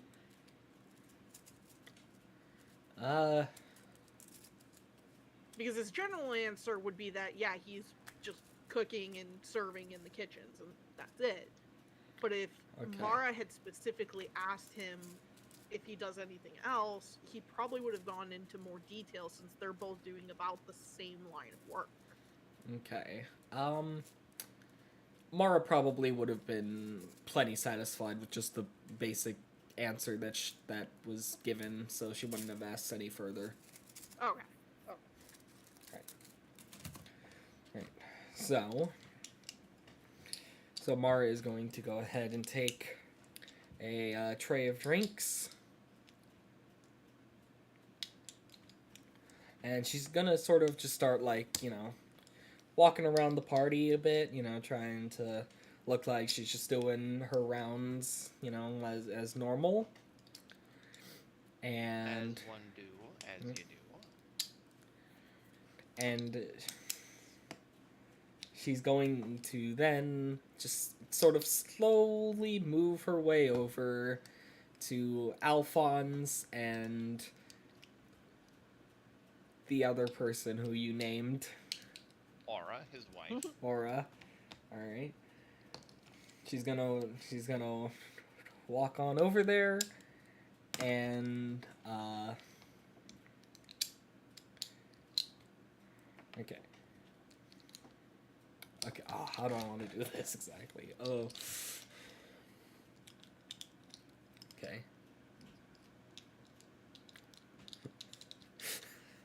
It's a struggle, because, me, real life brain is going, I need to be able to talk to them, but at the same time, I don't want to look suspicious doing it. So, I need to be careful and, leave it brief or whatever.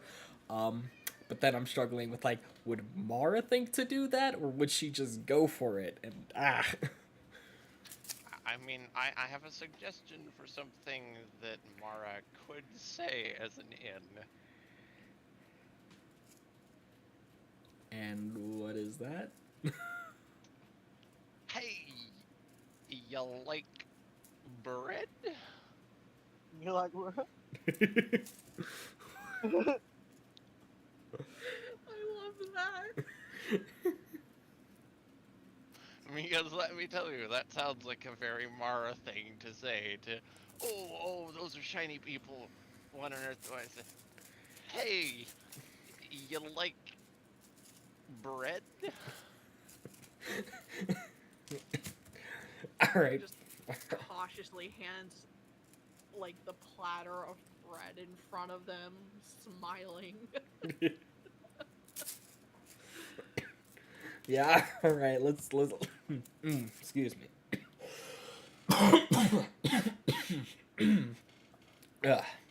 Yeah. All right. Let's do that. Mara just walks up and it's like, you like bread? And Alphonse, he looks up from whatever conversation he was having and just sort of blinks. There's a moment where he doesn't recognize you, and then he does. Like you see his eyebrows kind of raise, and bread, of course. I actually quite enjoy a good loaf of bread. What kind is this? Okay. Mara would have liked to have been given the details about the platter she was given. Uh, Hopefully. I mean, not really. It's just bread. It's basically given. If somebody asks for it, it's just say it's an elven classic. It's an elven classic. You know, we got bread, and a bread.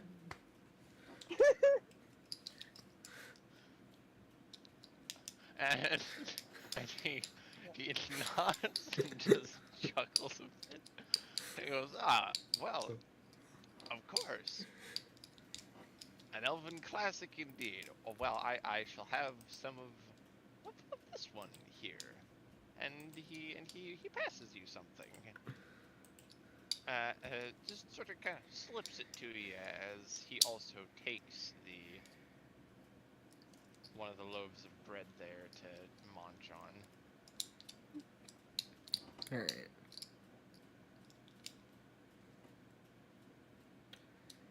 Okay. So Mara is going to,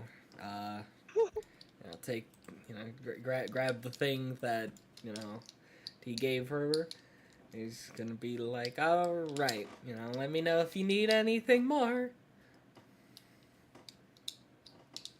Oh, of course. Yes, I will give you a call. Fine. Very, yes. All right. Nodding in affirmative to you. And then she's going to move away. You feel a little tug at your leg. I look down at the leg. There is a very small tabaxi child who is going tug, tug, tug, tug, tug, tug, tug, tug, tug. Oh, you're so adorable. Do you need something, little guy? Hi, I'm Mina, and I'm fond doodling. That's my mom, and that's my dad, pointing over at Alphonse and at Aura. And do you have any not adult juice? Everybody's drinking all the big adult juice, and do you have any that's like for not?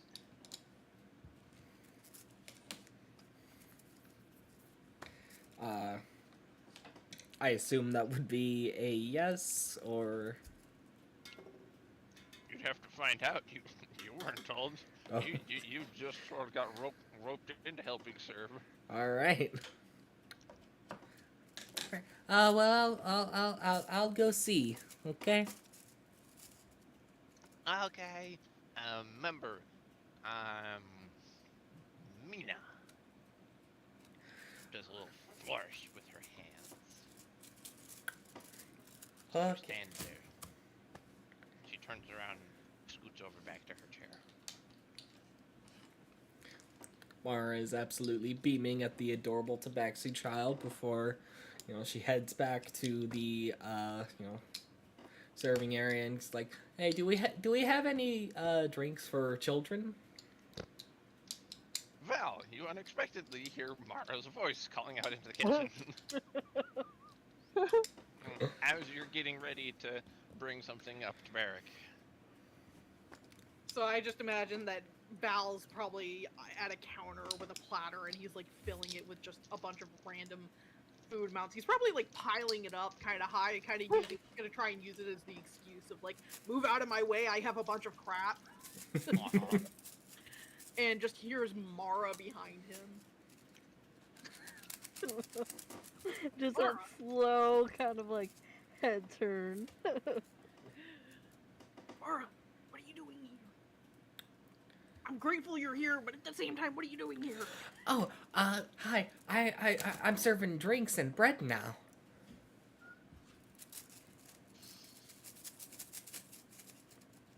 You see him like rub his eyes and like pinch the bridge of his nose, being like, okay.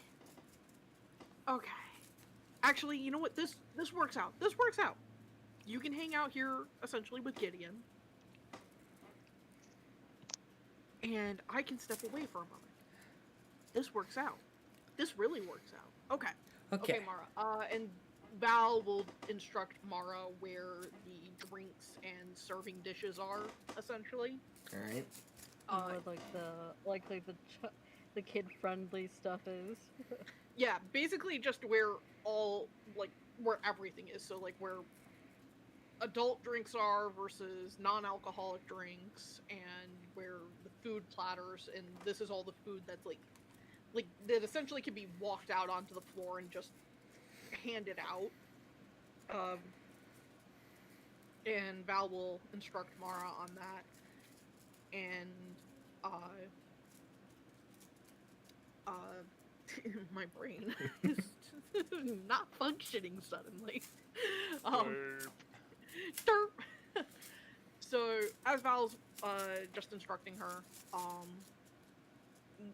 when they get off kind of away from like the rest of the kitchen staff, Val's going to inform Mara that they probably have found the room, and that he's going with Barrick to go and try and get into it. So if something happens, we might need a distraction, or you might need to be ready. And Mara didn't actually have to put anything into the portable hole, right? Her sword. Her sword, okay. Wait, hang on. Let me double check. Hang on. I don't have a whole lot on me. Yeah, that's probably a Moon good thing to sword. just clarify. Catapult spell scroll. She's still wearing her crown, and her bag of rats is under her dress. So yeah, the moon sword and the catapult spell scroll. What size sword is it? It's a long sword. Yeah, no, you can't just walk around with that. Yeah, that's not happening.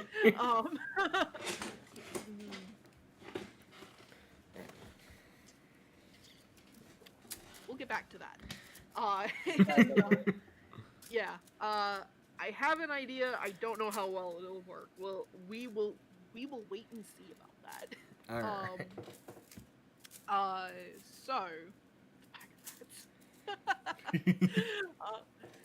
so basically, Val instructs you on just more or less what you were already told, which is to just essentially fill these platters up that you probably see stacked all over the place, and to just essentially fill them with food, hors d'oeuvres, drinks, and that is what you will take out onto the floor and serve with.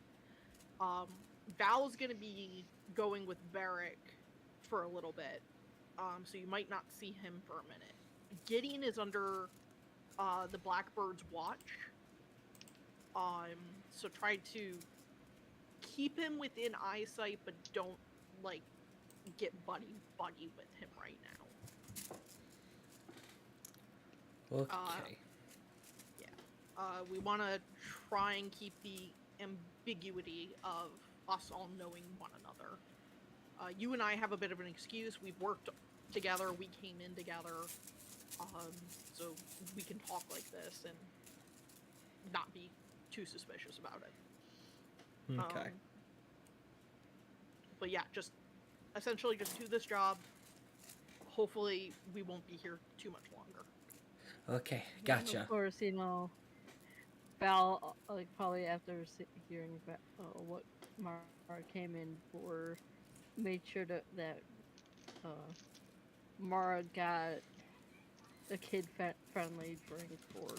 Yeah, he not only showed Mara, but he probably would have grabbed something real quick for her, Yeah. and to put onto the platter immediately and be like, this is the kid-friendly drink, and then probably just that was probably the only drink he put on there, and he probably just filled the rest of it with hors d'oeuvres that were probably child-friendly.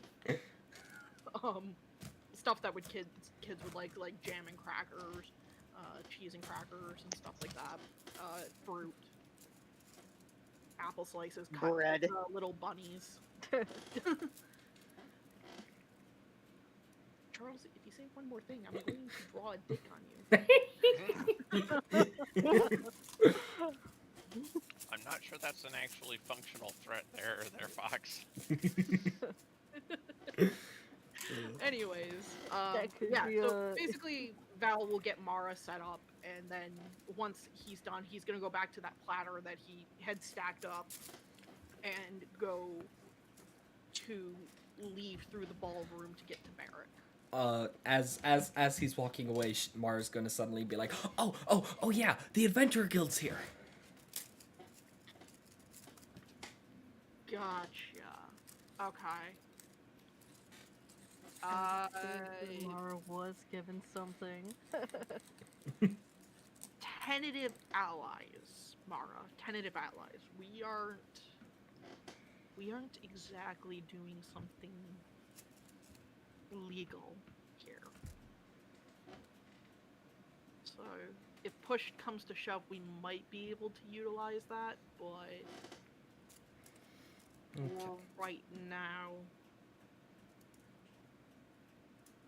for right now, just treat him like any other guest. Okay, got it. Alright, I'm leaving. Stay safe. You too. And with that, Val will leave to go to Barrack. And Mara's going to deliver the drink and hors d'oeuvres to young Mira. Yeah. She's patiently waiting there at her chair, which has had several books added to it so that she may sit at proper level. And she's just kind of, doing that wiggle head left, tap the right hand down, wiggle front, kind of doing doing this whole little dancey thing. She sits there. Alright. Mara's gonna walk over, be like, "Here you go. I got you something good for you." And She gasps, just like holding her hands up, waiting for it to be set down. yeah, she puts it down. She gently takes it. She's going at it. And I also got any of these if you want any. And she holds out the tray of hors d'oeuvres to her. The surprised cat face meme? Yeah, she's doing that.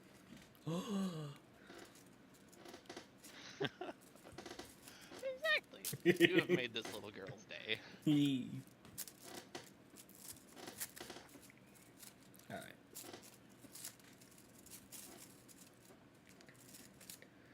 And once Mira has had her selection of everything, of what she wanted, Mara, gives her a little pat on the head, and then moves on to just going back to her business as she goes to sort of just subtly look at the thing that Alphonse had given her prior. Refer to your messages. Yep. All right.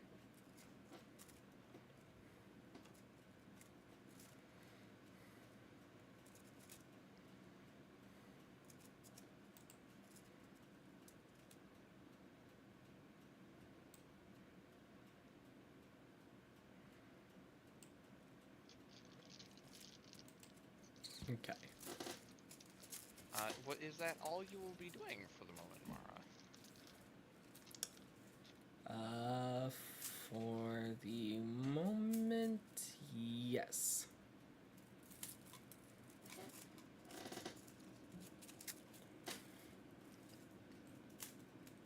By the way, how much time has passed before the...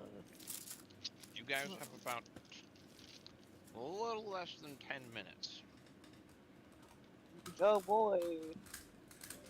That's good to know.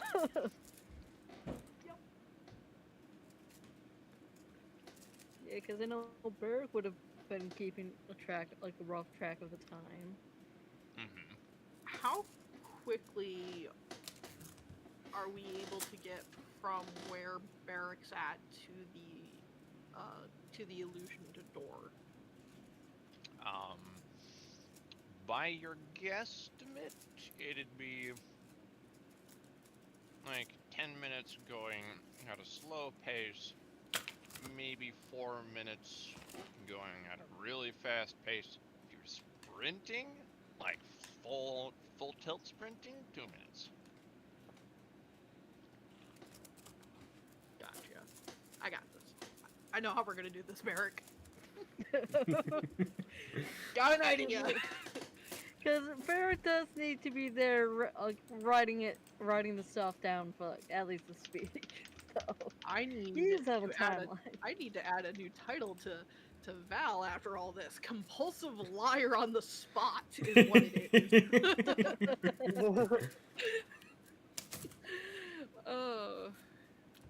Anyways, so are we at me, Lana? Lana and me and Barrett? Yeah. Oh, okay. Yeah. All right. So, did Val make it through the crowd without any hindrance, or little to no hindrance? You've got a giant platter full of things, and you're making a beeline for a very specific direction. People make a hole. Beautiful. So, I get to Barracks then. I assume with no trouble, no guards, no nothing. I mean, they kind of ask you, hey, where are you going? When you start walking toward not the party area, you say, I'm bringing this to the knowledge cleric. They go, all right, cool, and then they let you through. Beautiful. How many guards are between Barracks area and where we need to go for that hallway?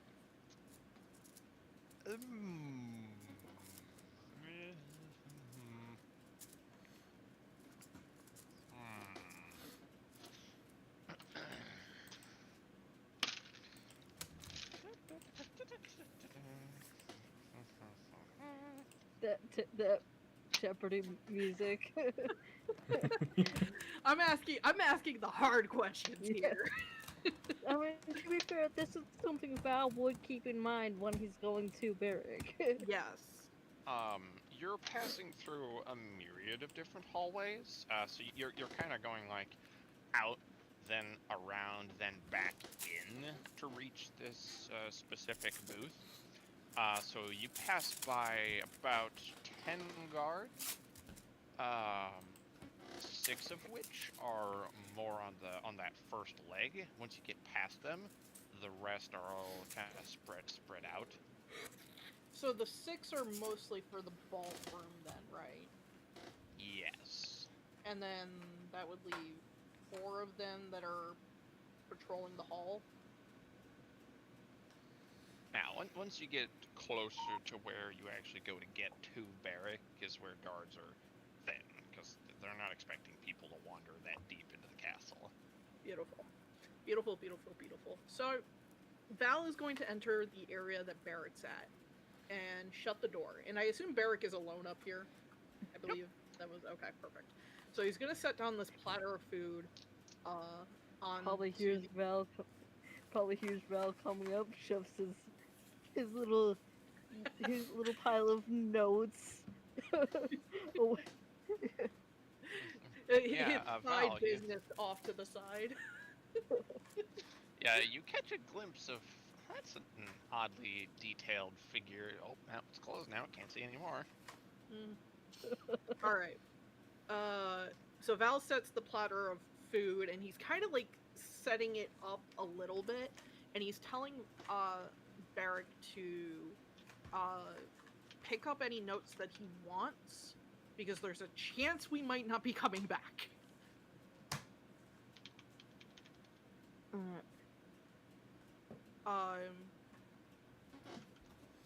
And then he's going to pull out the portable hole and retrieve his and Barrick's stuff out of it. So, doing all of that, you have. Let's see here.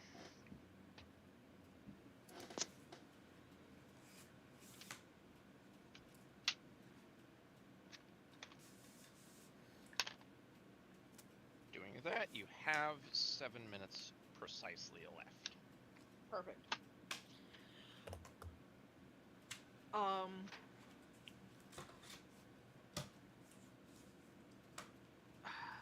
No, that won't work. Okay. Nope. That's fine. Barrick.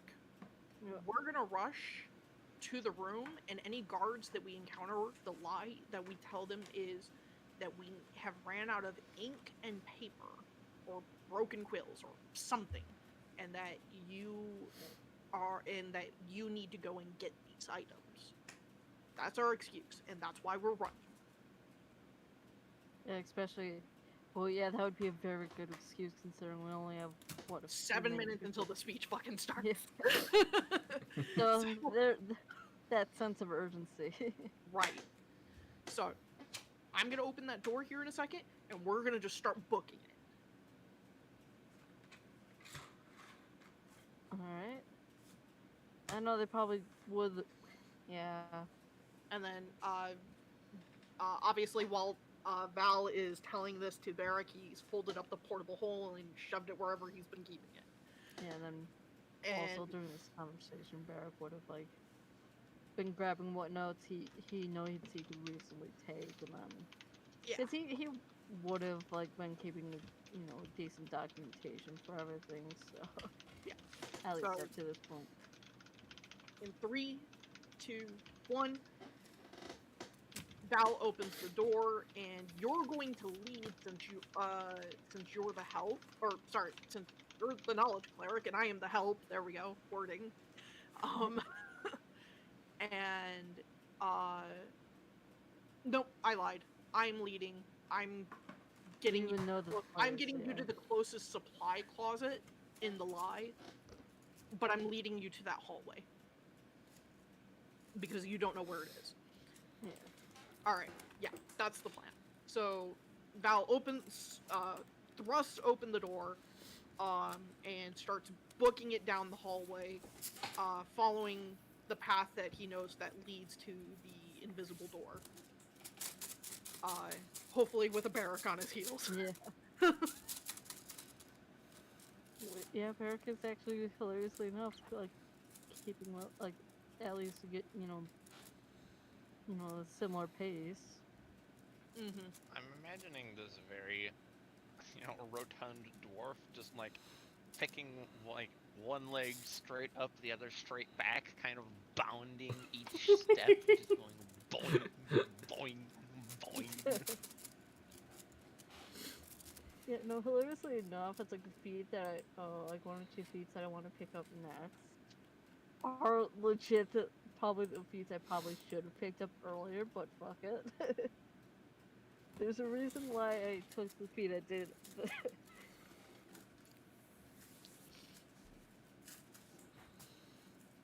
No regrets.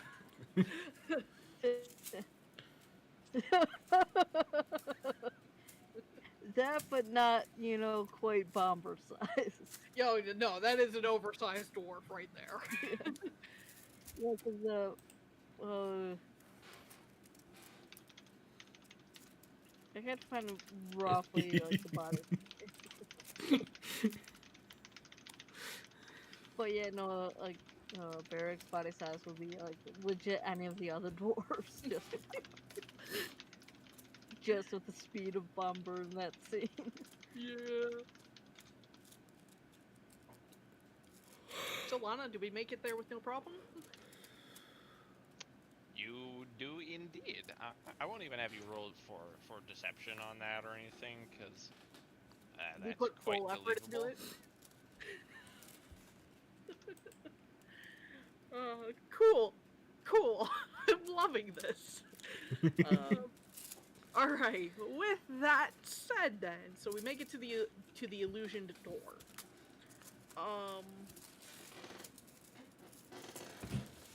You walk up and you see that there are guards there. Do they have their backs to us? They do seem to be facing the wall, kind of talking about something. Can we make out what they're saying?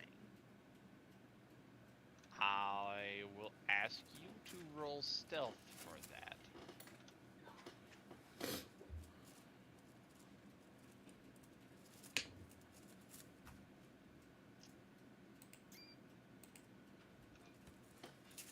$17. Couldn't math for a second. So, like, why do you think he was over here looking at this? I don't know. Oh, you're told not supposed to let anyone know about this or anything. Just nobody else walks up to it. Anything happens, we can't leave this post. Alright? Yeah, okay, look, I know. Just, why is it here? Like, whack! You hear, the sound of metal thunking on metal, and you hear the other two go, ow! Shut your trap. Stand guard. Now. And you hear them both sort of rotating to change their facing direction. Is their facing direction going to be towards us at all? You'd have to look. Can I look? Without being noticed is the key factor here. You rolled high enough that I'll let you have it. You look and see that they are indeed turning to face the direction that you would need to approach from.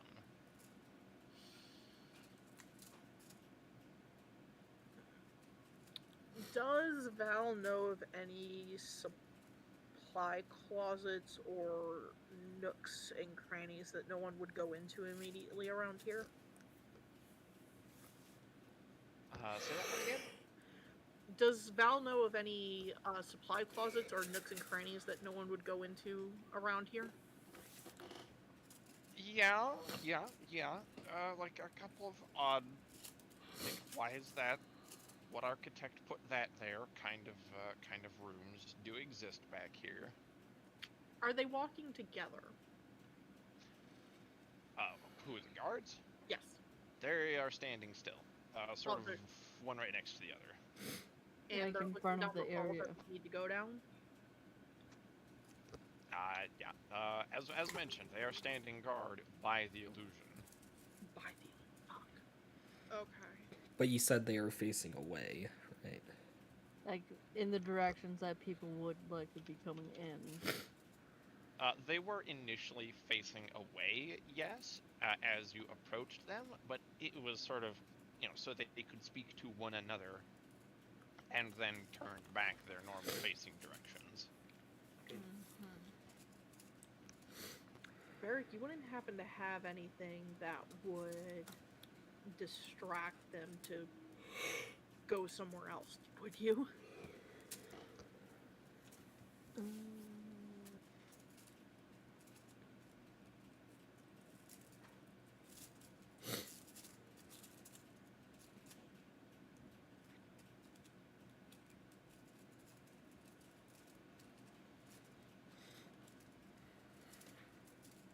Out of curiosity, Lana, let me try that again, because English has failed me. Out of curiosity, Lana, what do you have to roll to subdue someone? Depends on how you're doing it. Non-lethal, simple knockout.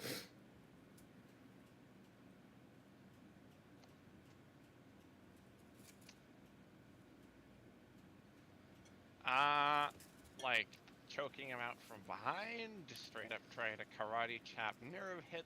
What are you talking about? I'll need a little bit more specific than that. When they're facing. No, this given the way that everything's set up, it would be running up to them and slamming their head against the wall, causing them to more or less have a concussion. Blunt force trauma. More or less. Damn. Okay, that would be strength. Strength check. Okay. Or not Val. I am Val. Haha, I know words. I know who people are. I'm not panicking.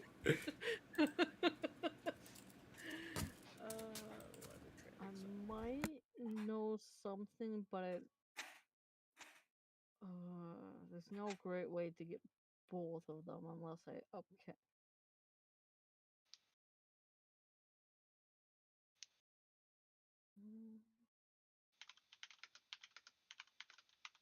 Because the only two I could have really prepared on hand are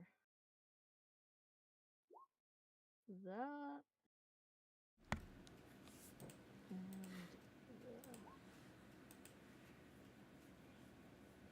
that.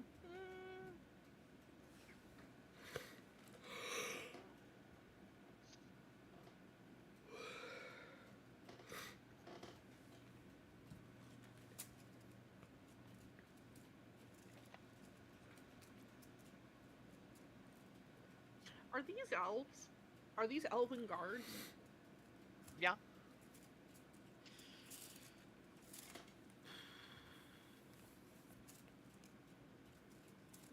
Which is the biggest thing, because magic. Yeah, and on top of that, a lot of elves are immune to, I think, most mind effects.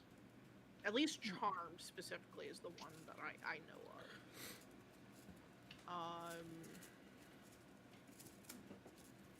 Can I roll knowledge to know if Val knows if they would be subjected to both of these? Either and or both. Yeah.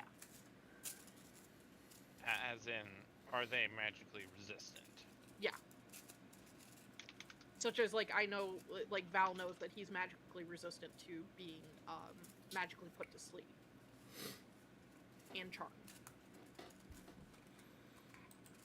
I mean, yeah, I mean, I'd say you just know that you're an elf.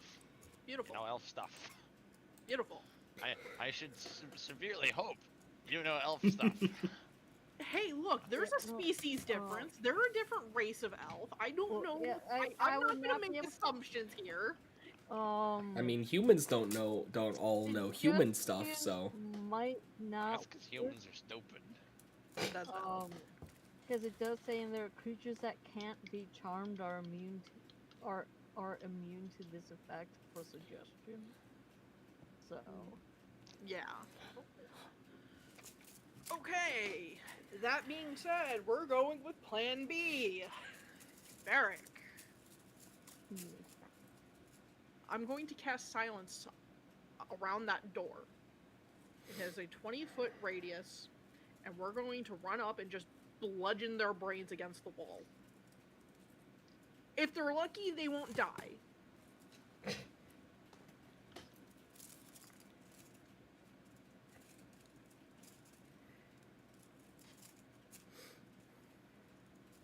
Look, it's the best I got, man, and we're running out of time.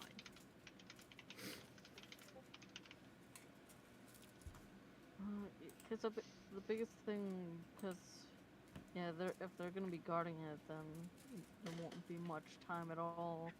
Mm-hmm. We're not going to be able to negotiate our way, I think, past this. I can't think of something that they would believe that would cause them to leave this post. Unless someone were to make a scene. And even then, that might not do the trick. Mm-hmm. I could try to tell them that they're needed elsewhere. I just don't think I can come up with a good enough excuse for them to probably leave. Yeah.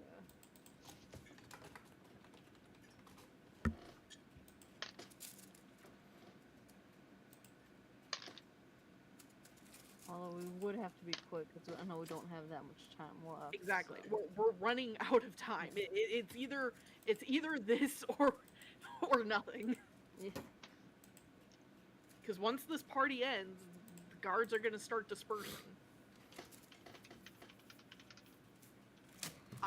If I had Animal Messenger as a thing, I do not have that spell.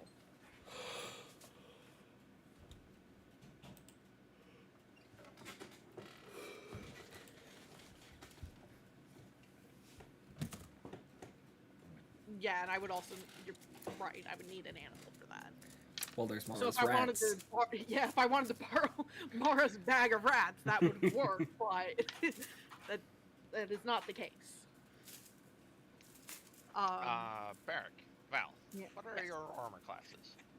Our armor classes, Yes. 13. 16. Okay. Both of you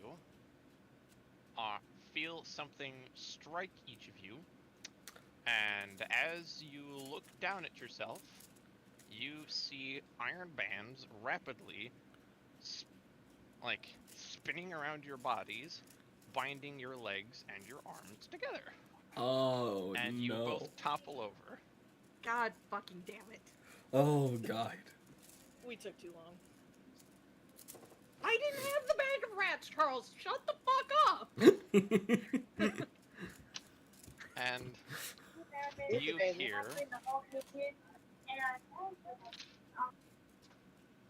you hear very familiar laughter approach you. You feel a hand grab at your hair, Val, and pick your head up. You are looking up into the eyes of the head advisor and head wizard. He's smiling deviously, looking quite pleased with himself. The first prince! I was wondering just where you had gone. You're the guest of honor, after all. Not far enough up your ass, asshole. Have you tried removing that stick yet? Oh my, you are fiery as ever. But come now, we don't want you to miss the party. Val's gonna try and thrash against the restraints. Okay, make a strength saving throw.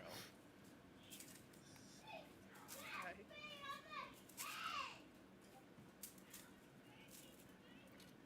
That's just a d20 plus my modifier, right? Yep. Okay. Just want to make sure. Okay, dice. God. 11. Your muscles immediately feel weakened and drained of all their strength. You may no longer attempt to exert any force against the bindings. God Can I damn cast it. Detect magic to see if I can? Yeah? You can cast that spell.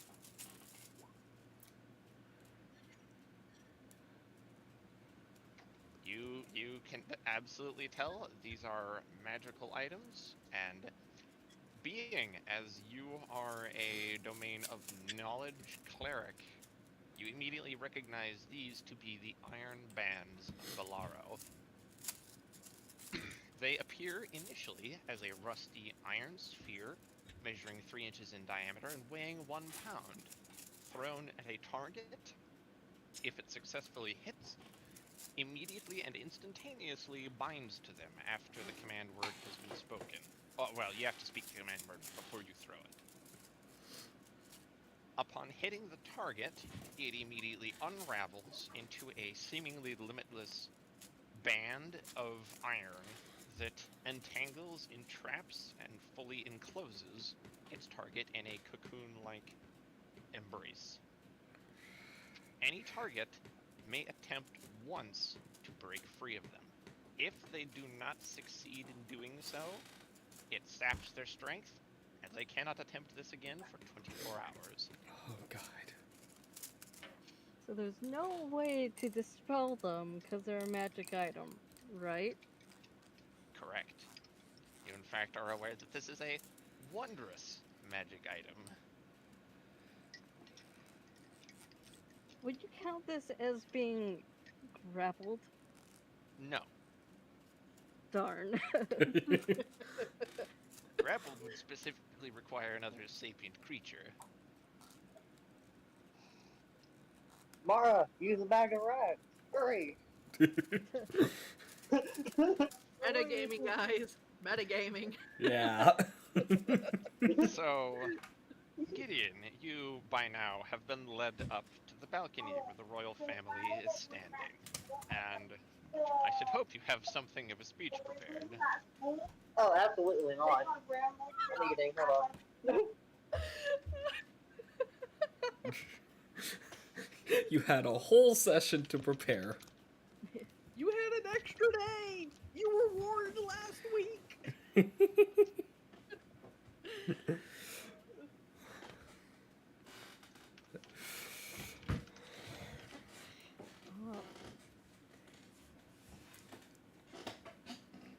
Man, I want to make the argument to try to do a strength athletics.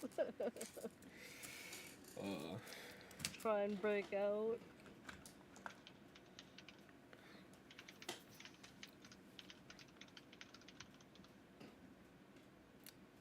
I'm just picturing Val, as weak as he is by these fucking restraints, is still just insulting this wizard. I don't even have clever things to say. I just know Val would be able to come up with something and just be like... And it would just be on point shit, like...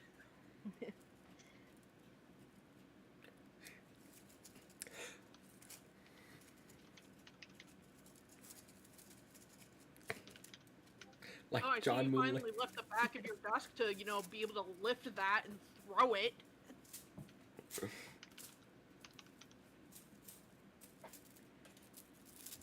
He smiles. He speaks a command word, and one of the bands goes around your mouth. Oh, that doesn't stop Val. He's just gonna keep making noise behind it. Just kind of like...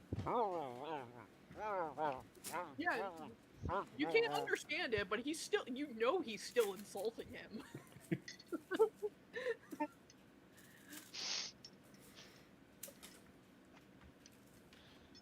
So the next thing you feel, Val, is you're suddenly hanging upside down. Barrick is carried in a more dignified, upright fashion, but you, on the other hand, are being carried upside down. Something, I want to be able to make the noise like "your fuck your mother." Just something insulting about his mother. It can't be understood, but I want the implication put there.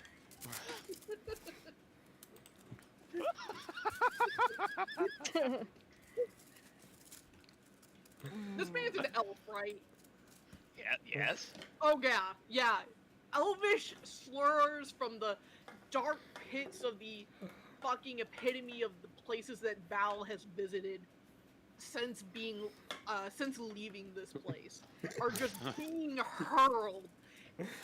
Muffled hurled, but muffled hurled indeed.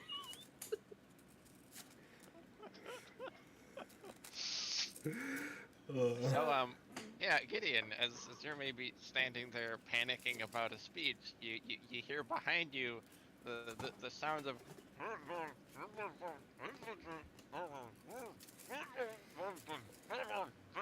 my god, that's a good one.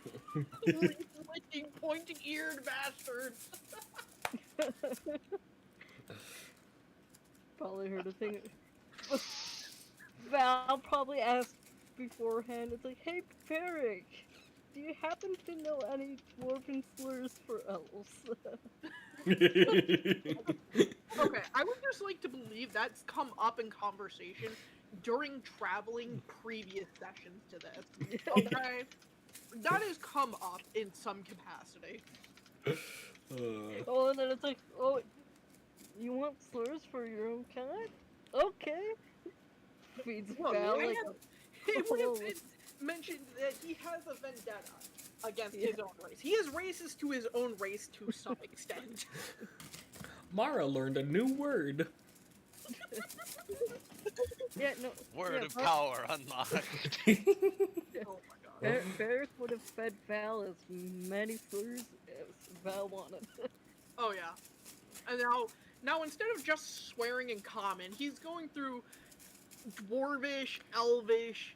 He'll occasionally even throw in some Sylvan and Infernal just for the shits and giggles of doing it.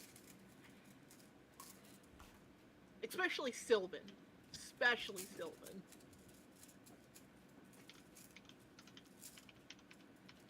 Gideon looks over at what's making such a strange noise. Gideon, your eyes are met by Barrick and Val, bound by iron bands.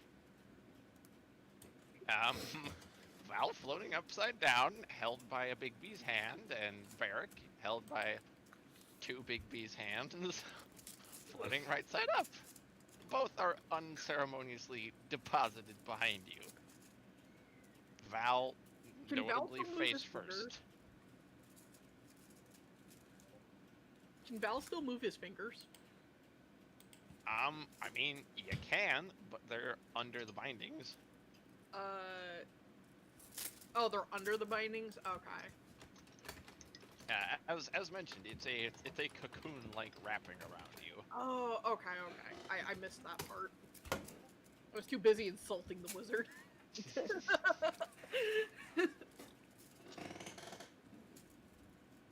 Ooh, it's like, I want to break out, but doing it in such a way that they don't immediately notice that I broke out. I'll tell you right now, Barrick. I gave you all the rest of the knowledge. You know that if you break them, they immediately snap apart and shatter onto the floor. Does that So mean it's like, it's destroyed then? Yes. Okay.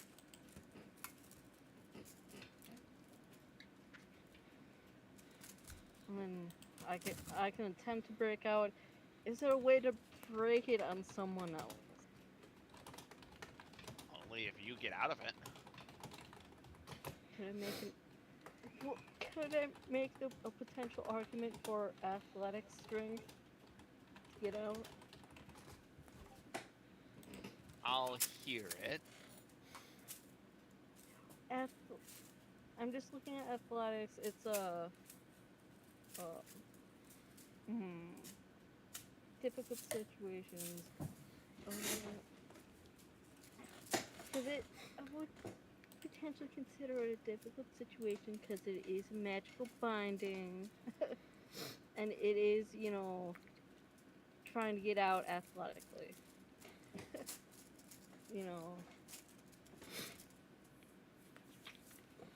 I could still do a regular strength roll to get out.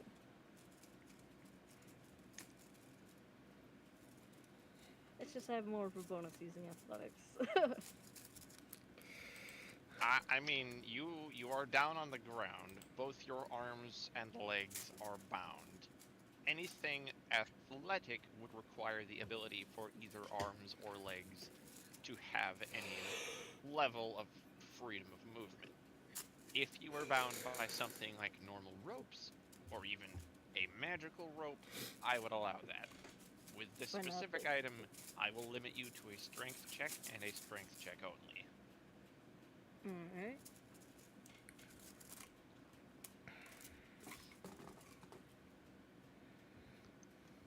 I'm gonna make an attempt. Wait, hold on. Oh boy. Darn, that's strength check is not a skill. Because otherwise I just use channel divinity, knowledge of the arts to gain add proficiency bonus.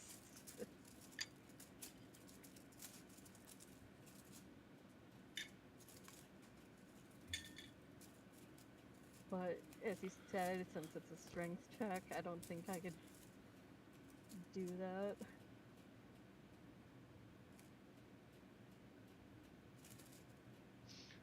So, I mean, you may go ahead and make the roll, or you can just go with it. Yeah, no, it's like, cause strength check is not a skill, right? I mean, it's you roll strength and you add your proficiency bonus. You add your, if you are Yeah. proficient in strength, you would add your proficiency Yeah. bonus, but you still get whatever your strength bonus is. You roll a d20 and you add whatever your. Yeah, no, because I really wish I could use that to add my proficiency bonus to it.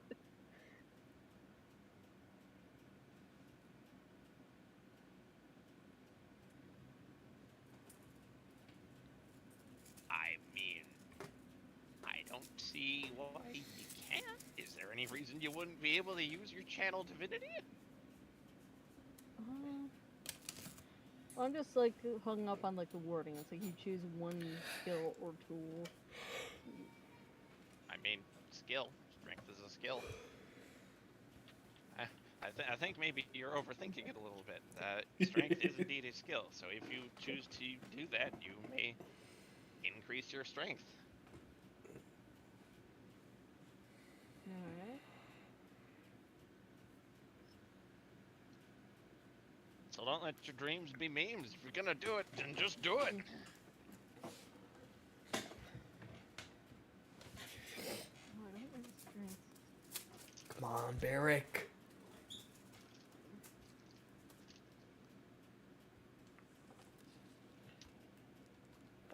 I'm trying to get it so I can roll plus.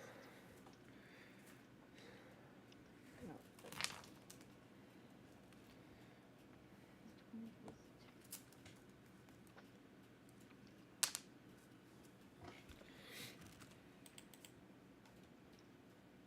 20 plus 20. Because I needed to add, since you allowed that, I had to add the proficiency bonus. And I couldn't really find a quick way to do it, so. Okay. Val, So it's you 30. hear the sound of iron suddenly crack, shatter. You kind of feel a couple flecks of it kind of whack into your face. And Barrick, you are freed but prone.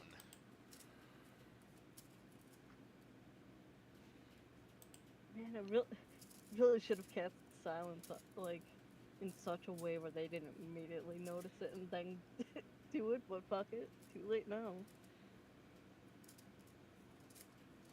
And then.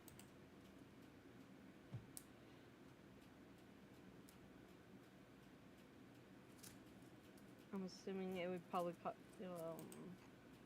And then what would it be to try and break Val out? I mean, you got to get to him first. He isn't immediately next to you.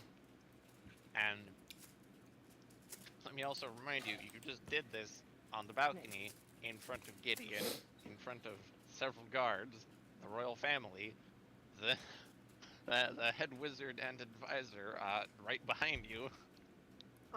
You're also gonna see Val shake his head no. Yeah, so, like, Barrick will just do nothing and be like, whoops. Broke your thing, sorry! Moved wrong! Accidentally broke it. Oh. Oh, I'm sure. Completely an accident. Val's gonna be making some noises that are directed towards the wizard, trying to get his attention. They're not insulting. He kind of looks at you, raises an eyebrow, shrugs, speaks a word. Not loud enough for you to hear it, and the band goes whoop, off of your mouth again. He was my hostage. He has nothing to do with this. Raises the other eyebrow. Start to hear him go.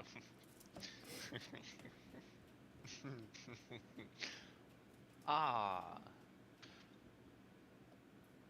Oh, dear Prince. I believe you forget what school of magic I practiced. Do Up your mother's ass. divination, friend, divination. I know he's been associated with you. I know that one over there, pointing at Mara, has been associated with you. I know this one, pointing at Gideon, has also been associated with you. Yeah, associated as in they were my hostages. No. I mean, from the moment they entered with you through the first portal into the Feywilds, from the moment that you attempted to sneak through the front gates, entered into the kitchens, and I allowed you to sneak around. I also witnessed you both enter into some form of a contract with that insufferable all-around woman and her more fey cohorts. You are not keeping them hostage. In fact, they are your friends. Nothing that you've seen. You're limited on how much sight you have. Oh, well then you won't mind if I just... Mara, how many hit points have you got? Oh! Oh shit! I'm sorry, Mark. Oh god. 46. Barrick, you can see that at the tip of his finger is charged a power word kill spell. Oh.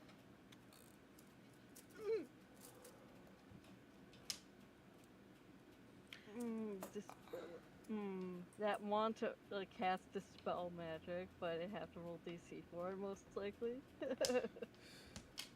Can I In fact, Val, you recognize this also. The hostages aren't meant for you, you dingus. If they were useful against you, then I would have already used them. They're useful for someone else. So killing them, yeah, is going to upset me. It'd be no different than burning one of your books, one of your oh so precious divination books. Roll deception. Where's my oh god! Oh. Is that a negative number I hear? Oh, baby! Oh god. Ah, fuck, an 8! Oh. Did I roll with an advantage? I feel like I did pretty good on that. No. You see him smile devilishly. And you're terrible at lying. Not terrible at fucking your mother. That's if anyone in our society would even look at you that way, let alone my mother. When was the last time anyone looked at you that way? When did you last get laid? I'll have you know he fucked a flower lady. Maybe never. But not that I care. Are your pages a stucketh in that library?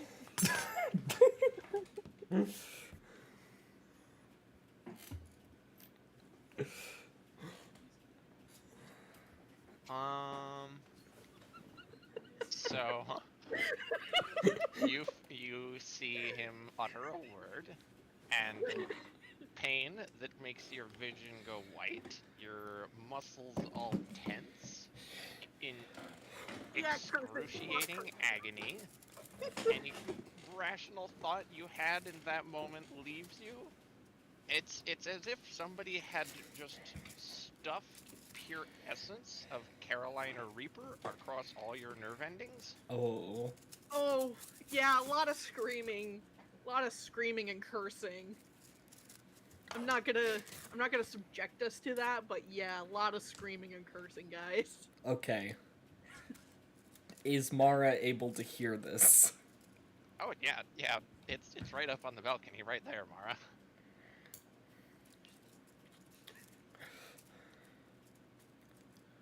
Mara's going to look up, see. I assume also in eyesight as well. Mm-hmm. Okay. In that case, Mara is going to look up at him, see Val screaming, and immediately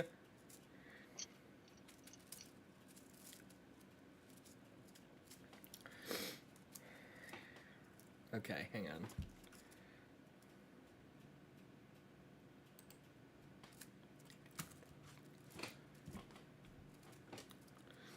Okay.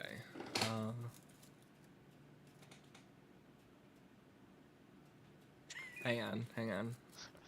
Sorry, I was reading the lazy notes for tieflings, and the last one, Beric taught Val Elvish racial slurs.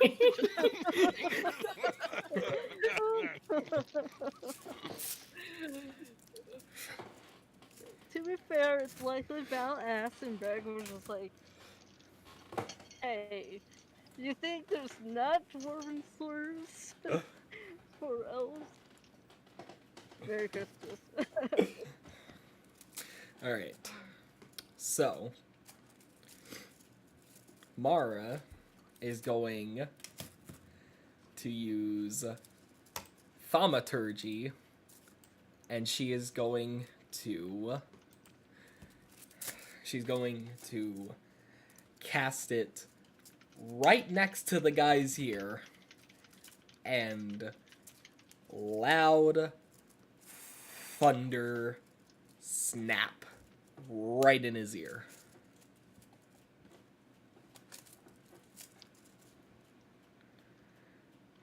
Gotcha.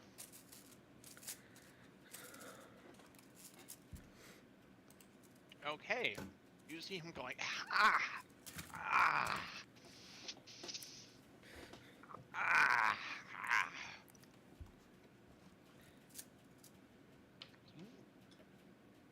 Beric, kick him in the shins! Evil.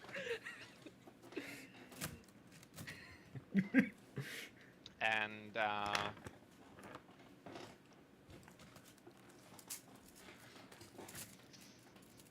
so, Mara, make a wisdom saving throw. Oh boy. Oh god. I'm so sorry, guys. Oh. This went from Ocean's 11 to Payday real fast, and we're failing the mission. Okay, alright. Wisdom saving throw. Oh, motherfucker. Please tell me it's not a nat 1. No, but it's close. It's a 3. You see Mara's body freeze in place, turn entirely white, zap into a thin beam of energy that flies into a crystal that he is holding between two fingers. God damn it. Oh, god. Beric, you recognize this as the spell imprisonment. You create a magical restraint to hold a creature that you can see within range. The target must succeed on a wisdom saving throw or be bound by the spell. If it succeeds, it is immune to the spells if you cast it again. While affected by this spell, the creature doesn't need to breathe, eat, drink, and it doesn't age. Divination spells can't locate or perceive the target. And specifically,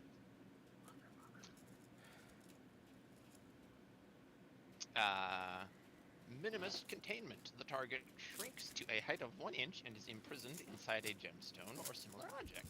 Light can pass through the gemstone normally, allowing the target to see out and other creatures to see in, but nothing else can pass through, even by means of teleportation or planar travel. The gemstone can't be cut or broken while the spell remains in effect. Well, shit. I hope he doesn't have a jar.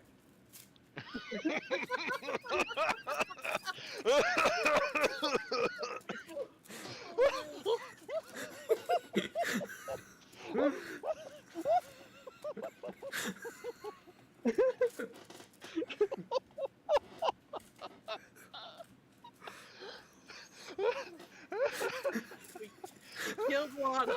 God, I broke him. You broke the Lana.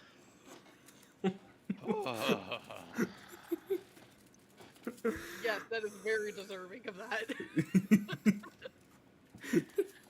Oh, shit. Oh, lovely.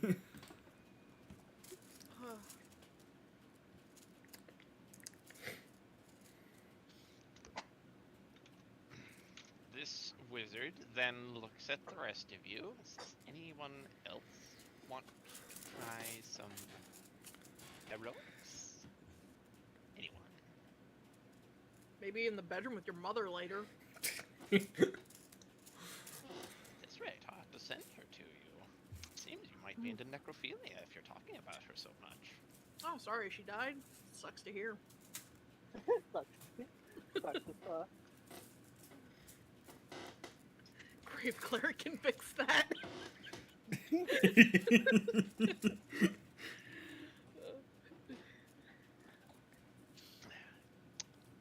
The next thing you realize, you are the size of a rabbit, still bound by the bonds by the bands of Bolaro, but you've just had polymorph cast on you.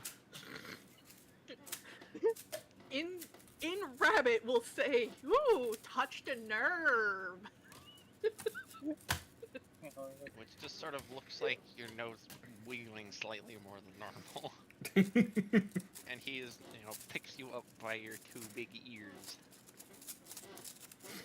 Just How close does sort he of- hold me to his face? Not. He's holding you out away from him. Just sort of shoves you in a sack, ties it closed. Fucker. Look, there was a reason Val didn't like this guy. He then glares immediately at Gideon. Anything? Gideon is just sort of frozen in place. He's holding the holy symbol in one hand. Very clearly deep in thought. It's, oh boy, 3 of his party members are more or less down. This Not dude really has two. Berg's still two, up. but yeah, Bert, this dude just took out Val and Mar in like one spell. This is bad. Val has his weapon and most of his stuff. Oh boy. Can I just look over the balcony to see if it, if there's anyone we notice? Like, he notices? I mean, you kind of, Yeah. sort of, tilt your head a little and kind of get a bit of a look, and you can see Alphonse, and you hear the spell message in your head reply, "Please, in the name of all the deities, do not cross this man."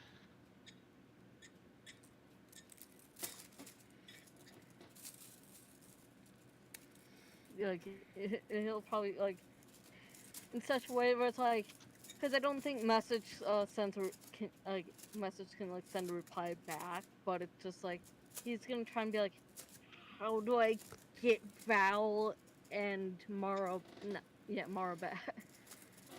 What can I do? You receive another message in return, and it's only 2 words: play along.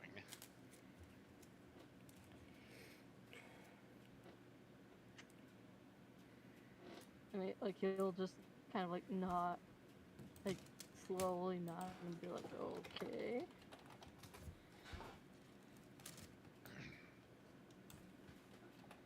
The head advisor then clears his throat, seeing that the other two will remain subdued. Now, ladies and gentlemen, I did promise you all entertainment. You have had your entertainment. Whom you witnessed there was the first prince of our land, exiled so long ago now, and yet so short for our people. There will be a delightful return to traditions tonight, though, as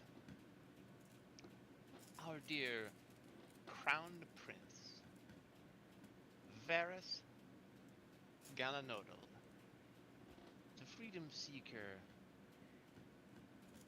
the heir, he shall be the first contestant in the ancient trials that we, in our olden days of simpler times, living amongst the boughs of trees for plain survival, the games. Are we You all eating have Hunger read- Games? You all have read the history books, know that there are tales of people performing great feats, losing limbs even to these, but I feel that in a potential time as this, when there is naught but peace, why not invoke a little bit of danger? Thus it shall be that Gideon, Beric, Mara, and Varys, or as he may now call himself, Val, will be the participants. Let it be known then that these games shall be held in a week's time, and tonight will be a celebration of ancient traditions revisited and delving a little bit into revelry. I propose a toast, and he raises a glass. The other nobility raise their glasses in turn, and these are shared around. And there's fanfare from the band. Mara, you are witnessing this from your tiny crystal prison. Can hear this, albeit muffled, but you know you are about to be in a deadly situation. Val, you're able to hear it more clearly. Beric, I'll have you roll intelligence to see if you know anything that might go on in these games. Alright. Oh god. 12. Could he roll that with advantage, with considering that he spent the last week in both libraries? Yeah, I'll allow that. Alright, time for me to roll another int check. 12. I gave you an advantage, Barrick, and this is how you treat it.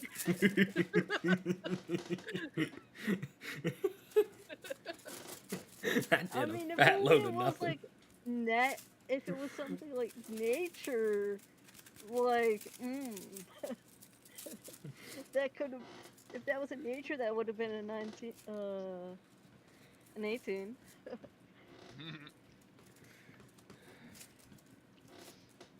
In your recent sort of Or skimming Arcana. cruise of books in the library, you found a few that mentioned it. It is a series of trials, 5 in total. One of endurance, one of strength, one of speed, one of cunning and one of survival. Well, I know which one Mara's dying in.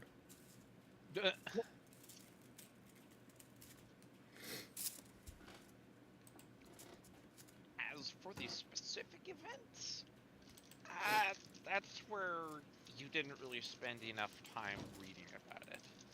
You were aware that there is an old Colosseum which could rearrange itself for different purposes,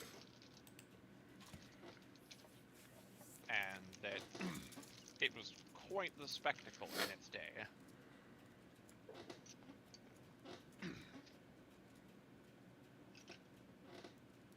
Gotcha. Mhm.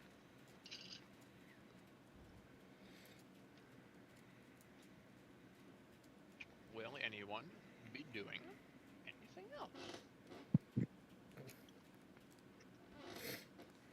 Well, I'm trapped in Crystal Hell right now, so. I'm trapped as a rabbit. You can sit there and Well, yeah, is the whatever he put me in is like the fabric near enough my face that I can just start biting at it.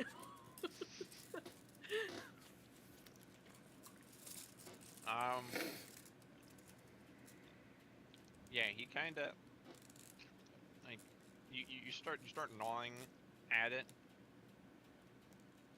He kind of puts a foot on you, like you feel the weight of it. Yeah, I'm assuming this would have been an upgraded polymorph, considering it's a high-level wizard or spellcaster that did it. Uh-huh. I mean, Because I know it's likely that Barrick would have known the basic polymorph, but he knows that's like considering who cast it, it's likely a beefed up version of it. I mean, this is a dude that just casually cast a 7th level spell and then a 9th level spell right after that. Oh. Wait. Do I have access to my items within the crystal? They would be physically on your person, so yes. Wizard whistle.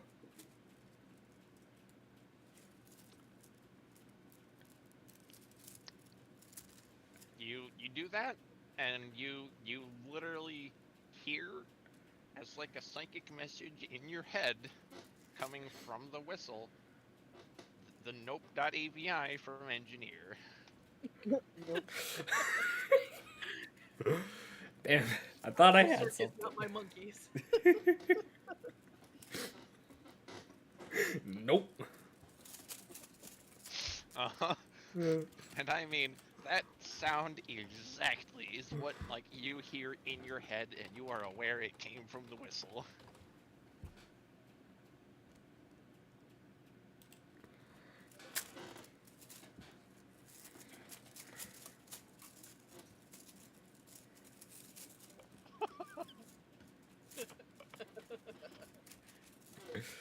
Uh,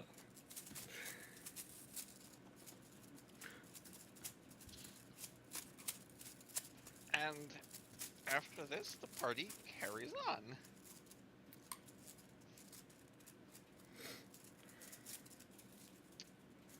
And it goes on for various hours. And you Do I get all are... reverted back at any point? Just wait a moment. You Okay. you all are tossed into a cell with one another. Mara is still in the little crystal, so that just kind of gets tossed in there. So Mara, you witness the entire world flail and spin around you, and you sort of land like kinda upside down, kinda on your side, corked at an awkward angle. I'm gonna throw up. I don't recommend throwing up in that crystal. You feel the mental desire to. You feel like your body should be right now. It, however, cannot. So you are thankfully spared.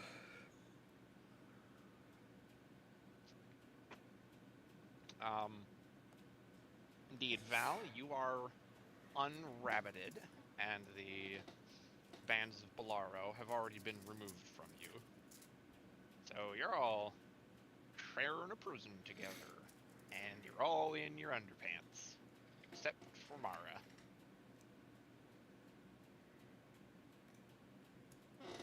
Bruh. I'm I assuming see you don't dignity have. is thrown out the window like the rest of your shit.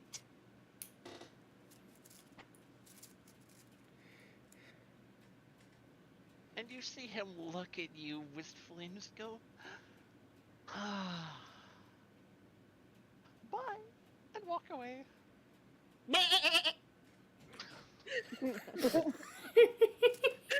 Immediately before you, you see Gorak arrive, smile. Get the fuck out of here. Right. Get the fuck out of here. I didn't ring for you. I don't need your help. No. I'm here now. $10 says you're in cahoots with that asshole anyways. Ah, funny. Funny like your laugh. It is, isn't it? Oh, thank you. Sure, take He it as reaches- a compliment. He reaches up with one of his hand front legs and pats you on the head. He swats at it. Like, lowers his head and swats. To be Nope. clear, Val is the only one who can see him, right? Oh no, all three of you can see him. Oh, okay. All four of you, rather. So, Yeah, 'cause here, hold Mars- on, let me get the description for this guy. Oh yeah, because I'm the only one who's ever gotten it. Enjoy this. Enjoy my pain. Oh. So, you all see before you the deity Gorak, known as the God Fleece, the Lord over Indulgence, cursed knowledge, innocent curses and great curses alike, god of goats and chimeras. His front legs are the arms of a minotaur. His hind legs are the front legs of a lion. His primary body is that of a goat, with the upper body of a mermaid, merman combo, with a little bit of Kuotoa mixed in. Head of a What? normal goat, with horns that spiral onwards in an endless sort of MC Escher fashion, off into the distance. His left arm is human-sized, but lobster-shaped, and he has the right hand of an elf. His eye color is also constantly changing. Just kind of like blink, blink, blink, blink, blink, blink, blink. Basically, if you have epilepsy, don't look at his eyes. So yes, this is what the four of you see standing before you. And this is what Val's been seeing since the Illithid incident. I am just going to imagine Discord. Alright.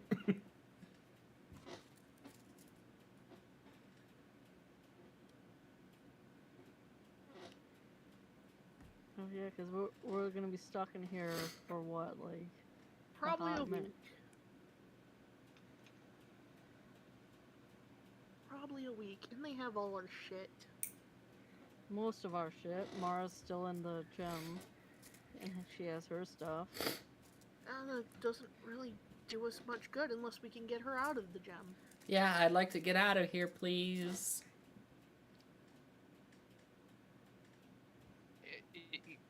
It's like, you know, you breathe in helium, and if you imagine that's Mara's voice currently, just very small sounding. It's like, you have to kind of lean down a little to hear her. If Mara rams into the side of the crystal, can she move it? Find out. I'm gonna find out. Basically, So- Val is just doing anything to ignore the goat god behind him. So he just he goes over to Mara's crystal and just kneels down and like flips it on like a flat side. It is like, It is a faceted gem, yes. yeah. And just be like, Mara, if you hit the side of this, can you roll it? Okay. And she moves back. She like winds up Looney Tunes style and runs straight into the wall. Strength check. All right. Val's complete disassociation with this god. He wants nothing. Hey, Lana, you said I could use my channel defendly for any of the, like the strength, dex, constitution, intelligence, etc. Uh-huh. Good to know. I might need to do it again. Or I might want to. Cause guess what Barrick has prepped? And he Oh. will abuse. Because he has it prepped. Okay, real quick. Mara, you hit it, and then you kind of feel it go, whoa, as you all watch the little crystal kind of go, thump.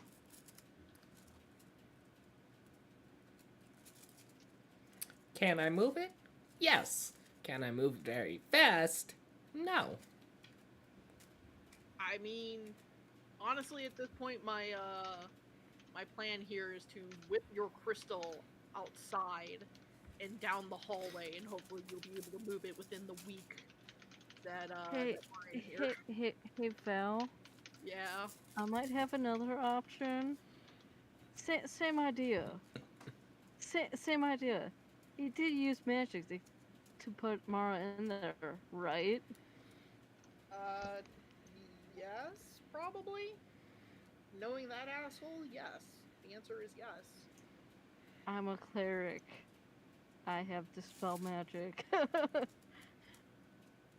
Because I knew we would likely need to dispel magic at some point. Let's see if I can brute force the dispel magic.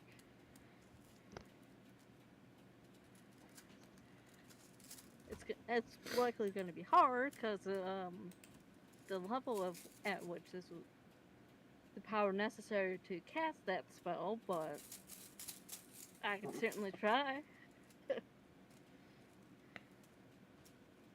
I mean, anything to get Mara out, but I still vote that we should put the crystal on the other side of the, the jail cell. Oh no, that's what I do first, and then cast the spell magic. Yeah, perfect. Fuck around and find out, I guess. Nothing much we can do in here. I can do something actually. What? Well, I can summon one of the spirits on the other side of the thing, and it lasts permanently. So, Barrick, you cast imprisonment, or you cast dispel magic on imprisonment. You fire the spell, it pings off the crystal, pings off the walls, pings off the floor, pings off the ceiling, kind of whacks into Gideon, and Gideon, you take 2 points of force damage. Ow. Alright, I'm just gonna display it, because that's what dispel magic does. Normally. Hey, so Lana, we don't have anything, right? Have your underwear. Yeah. So Val doesn't have the disguise ring or anything anymore? Okay. Let it also be known, Mara, you are not wearing your crown. Oh! But Mara was wearing it. Or, no, oh, sorry. Never mind. Mara's in the crystal. I just opened. Yeah. I was like, wait a minute, but Mara was imprisoned in the crystal with everything on, including the crown. Yeah, no, that was my dumb. So I have my clothes, my bag of rats, and my crown of importance, and 124 gold, and that's it. It is at this point that you remember, Barrick, about the spell imprisonment. A dispel magic spell can only end the spell if it is cast at 9th level. Oh. Bruh.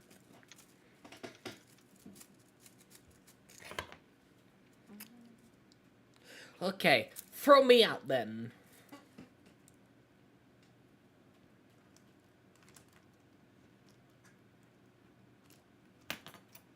So Val will grab the crystal, and is there like a sewer grate or a doorway or something anywhere nearby? A window to the outside for some god apparent reason?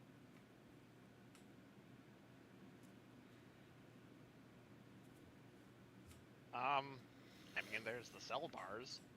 And there's Well, a I mean, guard how- like standing right there. Now that you look out and look past the goat god, there's a guard stood right there. The guard can't see the god? Find out. How do I find out what? Figure it out. What? Did I just Doesn't ask the happen. guard, hey, do you not see this fucking goat monstrosity next to you? That ain't your typical farm goat, you know. Nice try, Crown Prince. Crown Prince, don't give me that shit. You know I don't have that title anymore. You're not paid enough to care. Get the fuck out of here. Well, I'm paid plenty to care. Really? I'm button it up, or I'll get something to button you up with. Kinky. You do that on the job? Do it to my wife plenty, so I know how to do it good. Damn! You get laid? I didn't think so with that ugly mug. Nice try. Nice try what? That I'm telling the truth? Yeah, I guess. I could be a lot more insulting. I was just trying to be nice. Oh.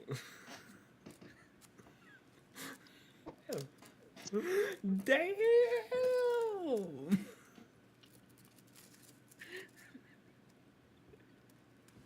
Why do you guys let me keep going on? Damn it. Because it's great. Mario's just gonna be cheering Val on from the crystal. Yeah, go. You tell him. Alright, well, you think I'm crazy anyway, so I'm just gonna continue talking to this, the goat god that's standing here. 1 second.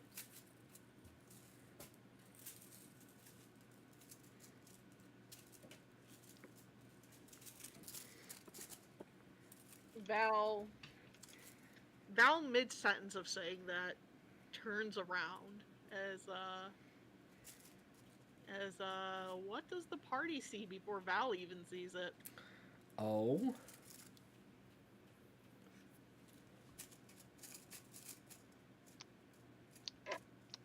That's a lizard tail attached to Val, where a tail ought to go.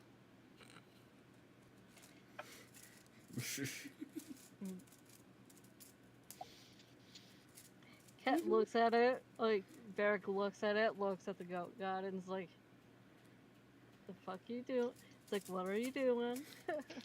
You can visibly see that Gorok is holding back a roaring laughter, like he's just barely holding it back.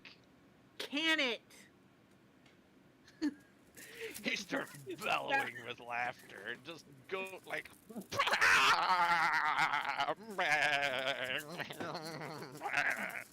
Val just kind of like plugs his ears a little bit while the goat god just. It's now echoing in your head. Oh god. Get out of here, you weird goat freak thing. We don't want you No. here. We can use them to our advantage, though. And We he do- kind of does the pinches his cheeks and does the fishy face and just that's what you get for ignoring me. We should. You know what? Fine. I will entertain you this one time. Just this once. What the fuck do you want? You know damn well that wasn't a call for you. I know you know. You're a fucking god. I know you know that if I was calling you, I would have called you. You know that was clearly an insult for that man. If you could call him that. More like an overdressed, pompous, narcissistic belly frog. He kind of pinches your nose a little bit with his lobster claw and kind of wiggles your face back and forth a bit and says, "Oh, you don't know how to call me." In fact, that's quite an ancient one. I'm surprised you knew it. But now, I You could must have ask for summoned a the mountains a lot then. favor. So, what are you going to get me? I'll tell you right now, you'll get to your vaults, but there's something out of it I want. It honestly depends.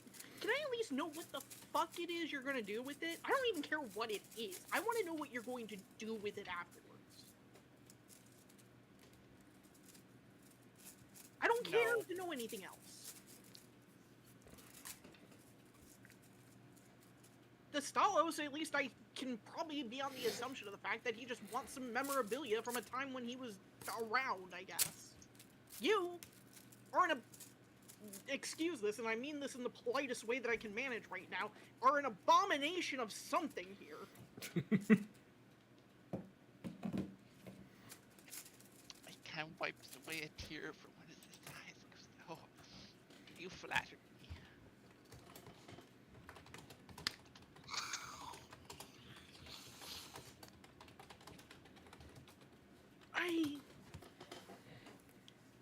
You remind me so much of a certain somebody.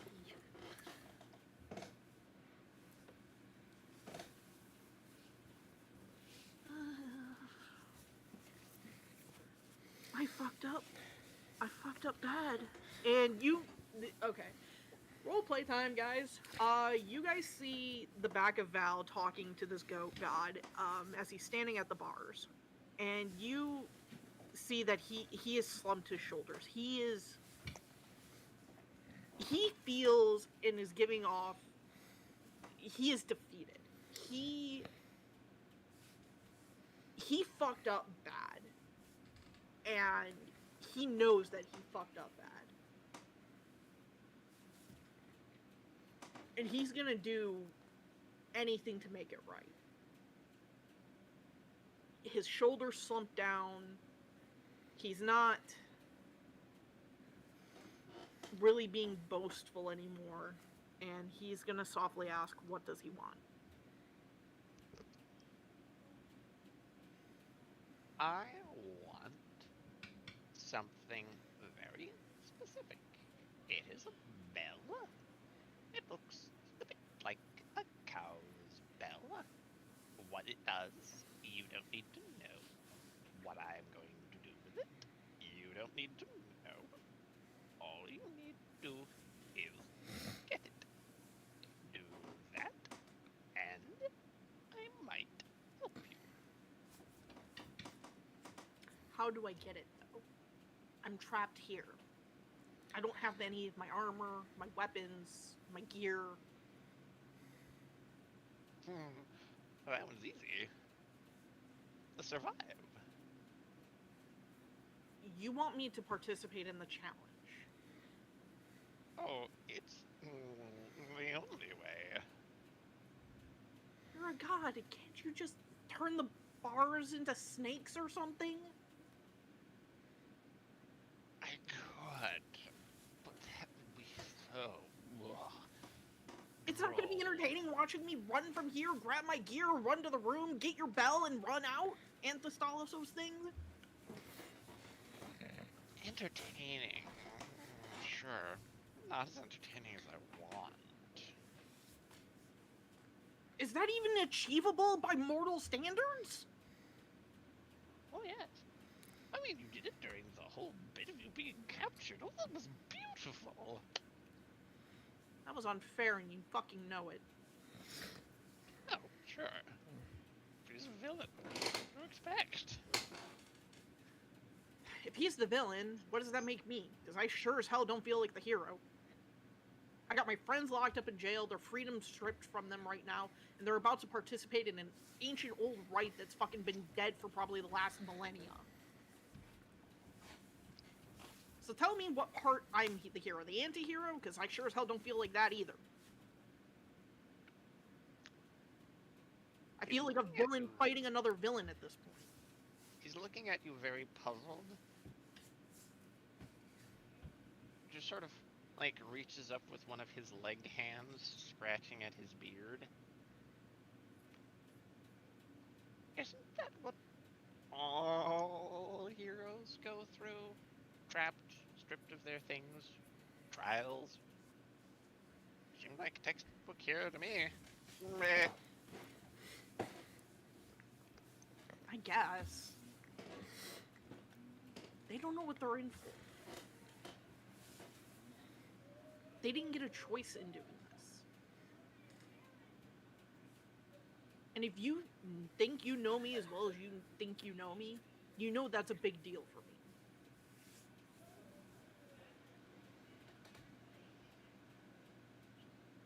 I will do the trial if you get them out of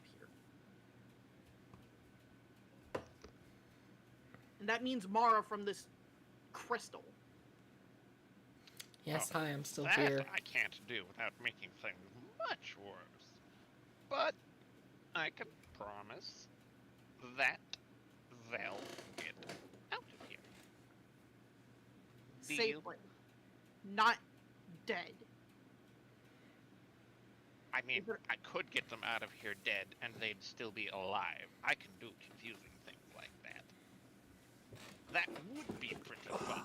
But I have a better idea. I'm listening. He sort of reaches out with one of his four-legged hands and goes a little light smack on Gideon's face, a little light smack on Barrick's face, and then a little light smack on Val's face. I recommend And a foot then- bath. The three of you feel... How to put this? You feel like there's just sort of a sheep standing, like, on that side of your face now. And says, you can now, at any point, switch places with a sheep. Just smack your face, like I did then. I wouldn't recommend doing it right now. So, I'd be patient. Okay. What about Mara? Oh, he's cocky. He'll just let her out of that later. And you'll give it to her later then? That one? Oh, she doesn't need it. She's got plenty of other ways out.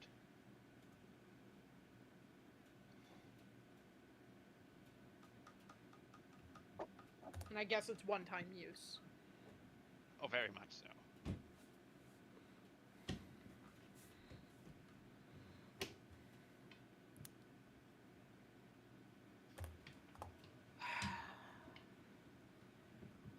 Alright. Fine. I guess it's a deal. And Val just kind of walks over to the side of the like the side of the jail cell and just kind of slumps down onto the floor. That it? Just your bell? In surviving a challenge? Mm-hmm. Great. Thanks. I guess. Doodles! He kind of wiggles his fingers from his foreleg at you. Sort of starts clapping his way toward the bars. Just sort of squeezes through two of them. Phases right through the guard as he walks up the wall and through the ceiling, disappearing. I assume that Val still has this fucking lizard tail because he's too concerned with anything else to fucking remember to ask him to get rid of it. Yeah, yep. So it's a little uncomfortable to figure out how to sit against the wall, because presently you do not know how to command this lizard tail, so it's sort of rebelling against you a bit.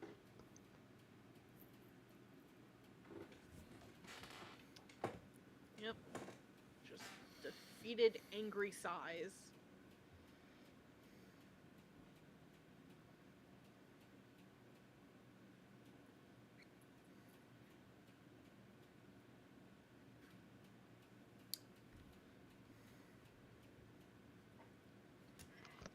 That, I think, unless you all want to do anything more, is a good spot to end it on.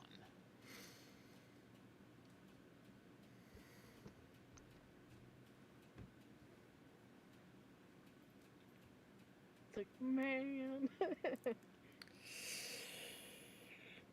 I am so sorry, everybody. I am so incredibly sorry. Oh, we have now hit the lowest point. Lovely. Yeah. It can only be up from here, right? Like, Hopefully. Not unless you grab a shovel.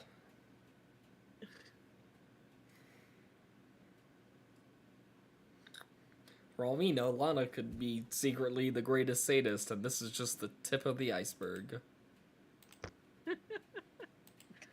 Find out. next time on... Wait, that's copyrighted! Oh shit!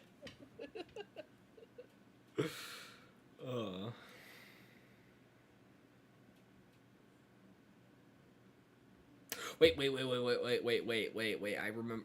One last thing. I need one last thing, real quick, before we end off. Yeah.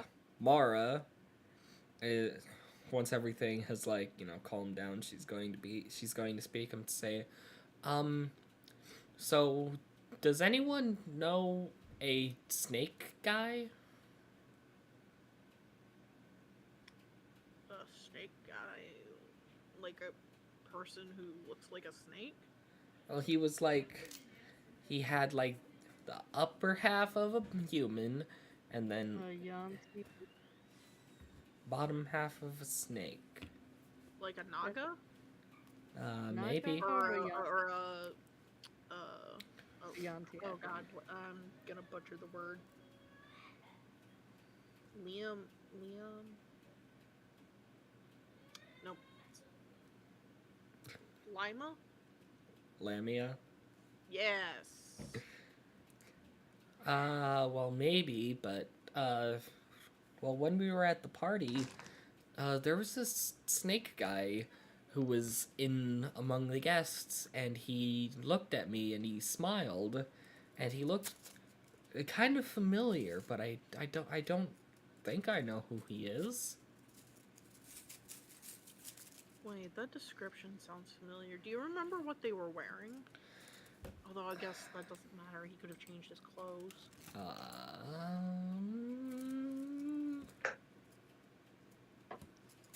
Well, he was really well dressed. Yeah. I have to refer to my notes, but I remember that there was something about a snake guy with the fucking attunement crystal that they now have again. Oh yeah, the crystals. Yep. I completely forgot about those. I did for a moment as well.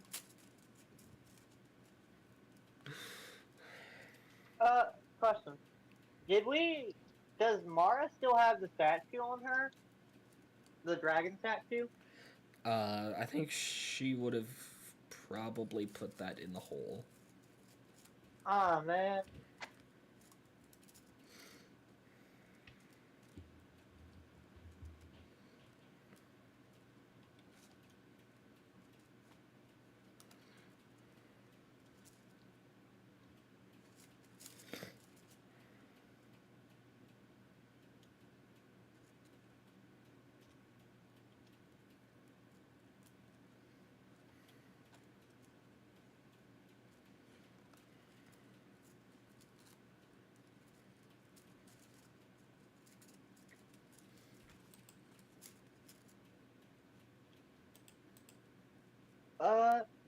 Hey, on before you leave off, how durable does everything look? Like, how many things this cell? It looks very clean.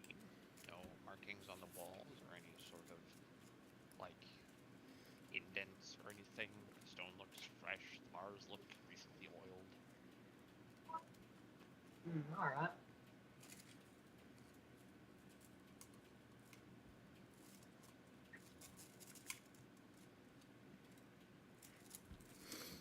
Oh, and I also saw something moving over by the mountains. I couldn't really make out what it was, but Unfortunately, if you couldn't make out what it was, then that doesn't really help. Anything lives in the mountains, sadly. Griffins, Yeah. goats. Yeah, I could, yeah, even from Rocks. just my studies, that's like unless you were able to narrow it down a bit better, that still Wyvern, could be a good number of things. dragon.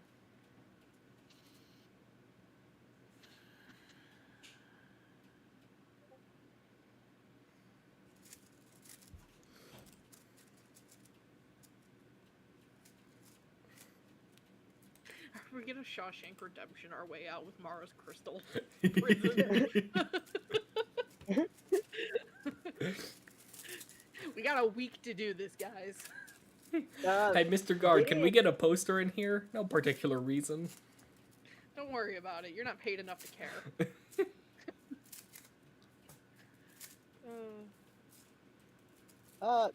Gideon does have a spell that will let him summon what's basically a seed, or like a big animal, pretty much, or like any sort of animal that can be used to ride on. Can you I don't know how useful that would be.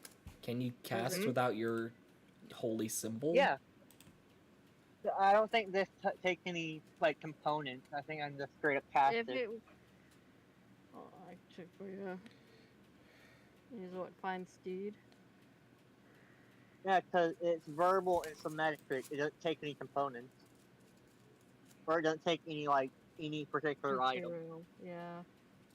Yeah, we could still cast spells technically. I think, if I recall correctly, without our stuff. It's just Gotcha.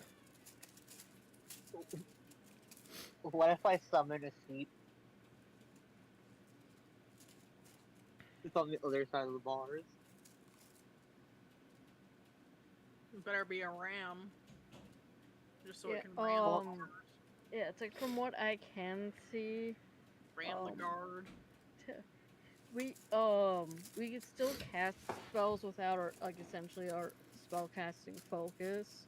It's just the focuses make it easier, and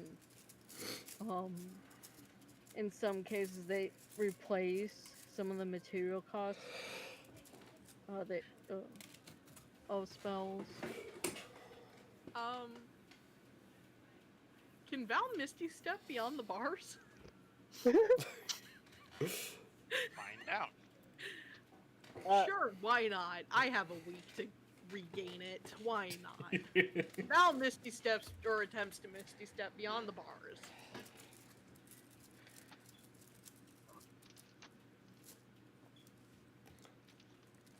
Preferably behind the guard. If he's still there. If he's not, then great.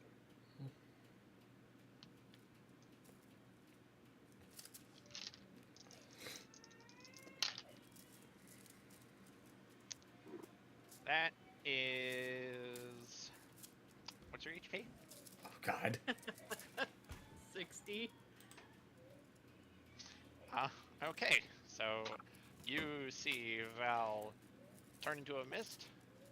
You see Val hit the bars. You immediately see a glowing hexagonally portioned iridescent barrier. He strikes it. You see electricity crackle across his entire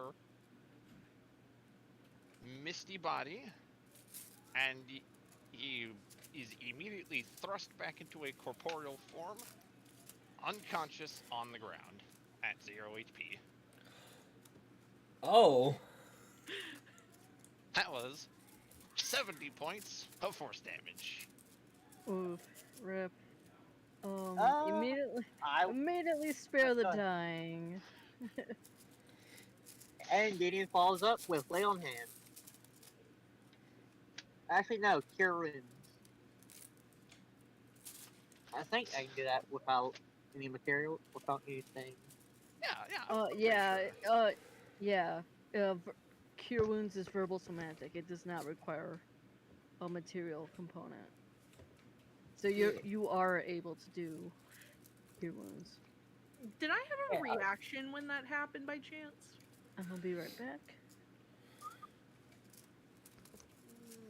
No, because you weren't able to feel any of the magic approaching it. You were hit as a misty form and were immediately dropped to 0.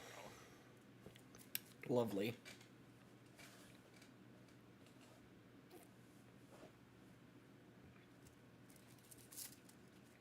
Oops. I didn't want that.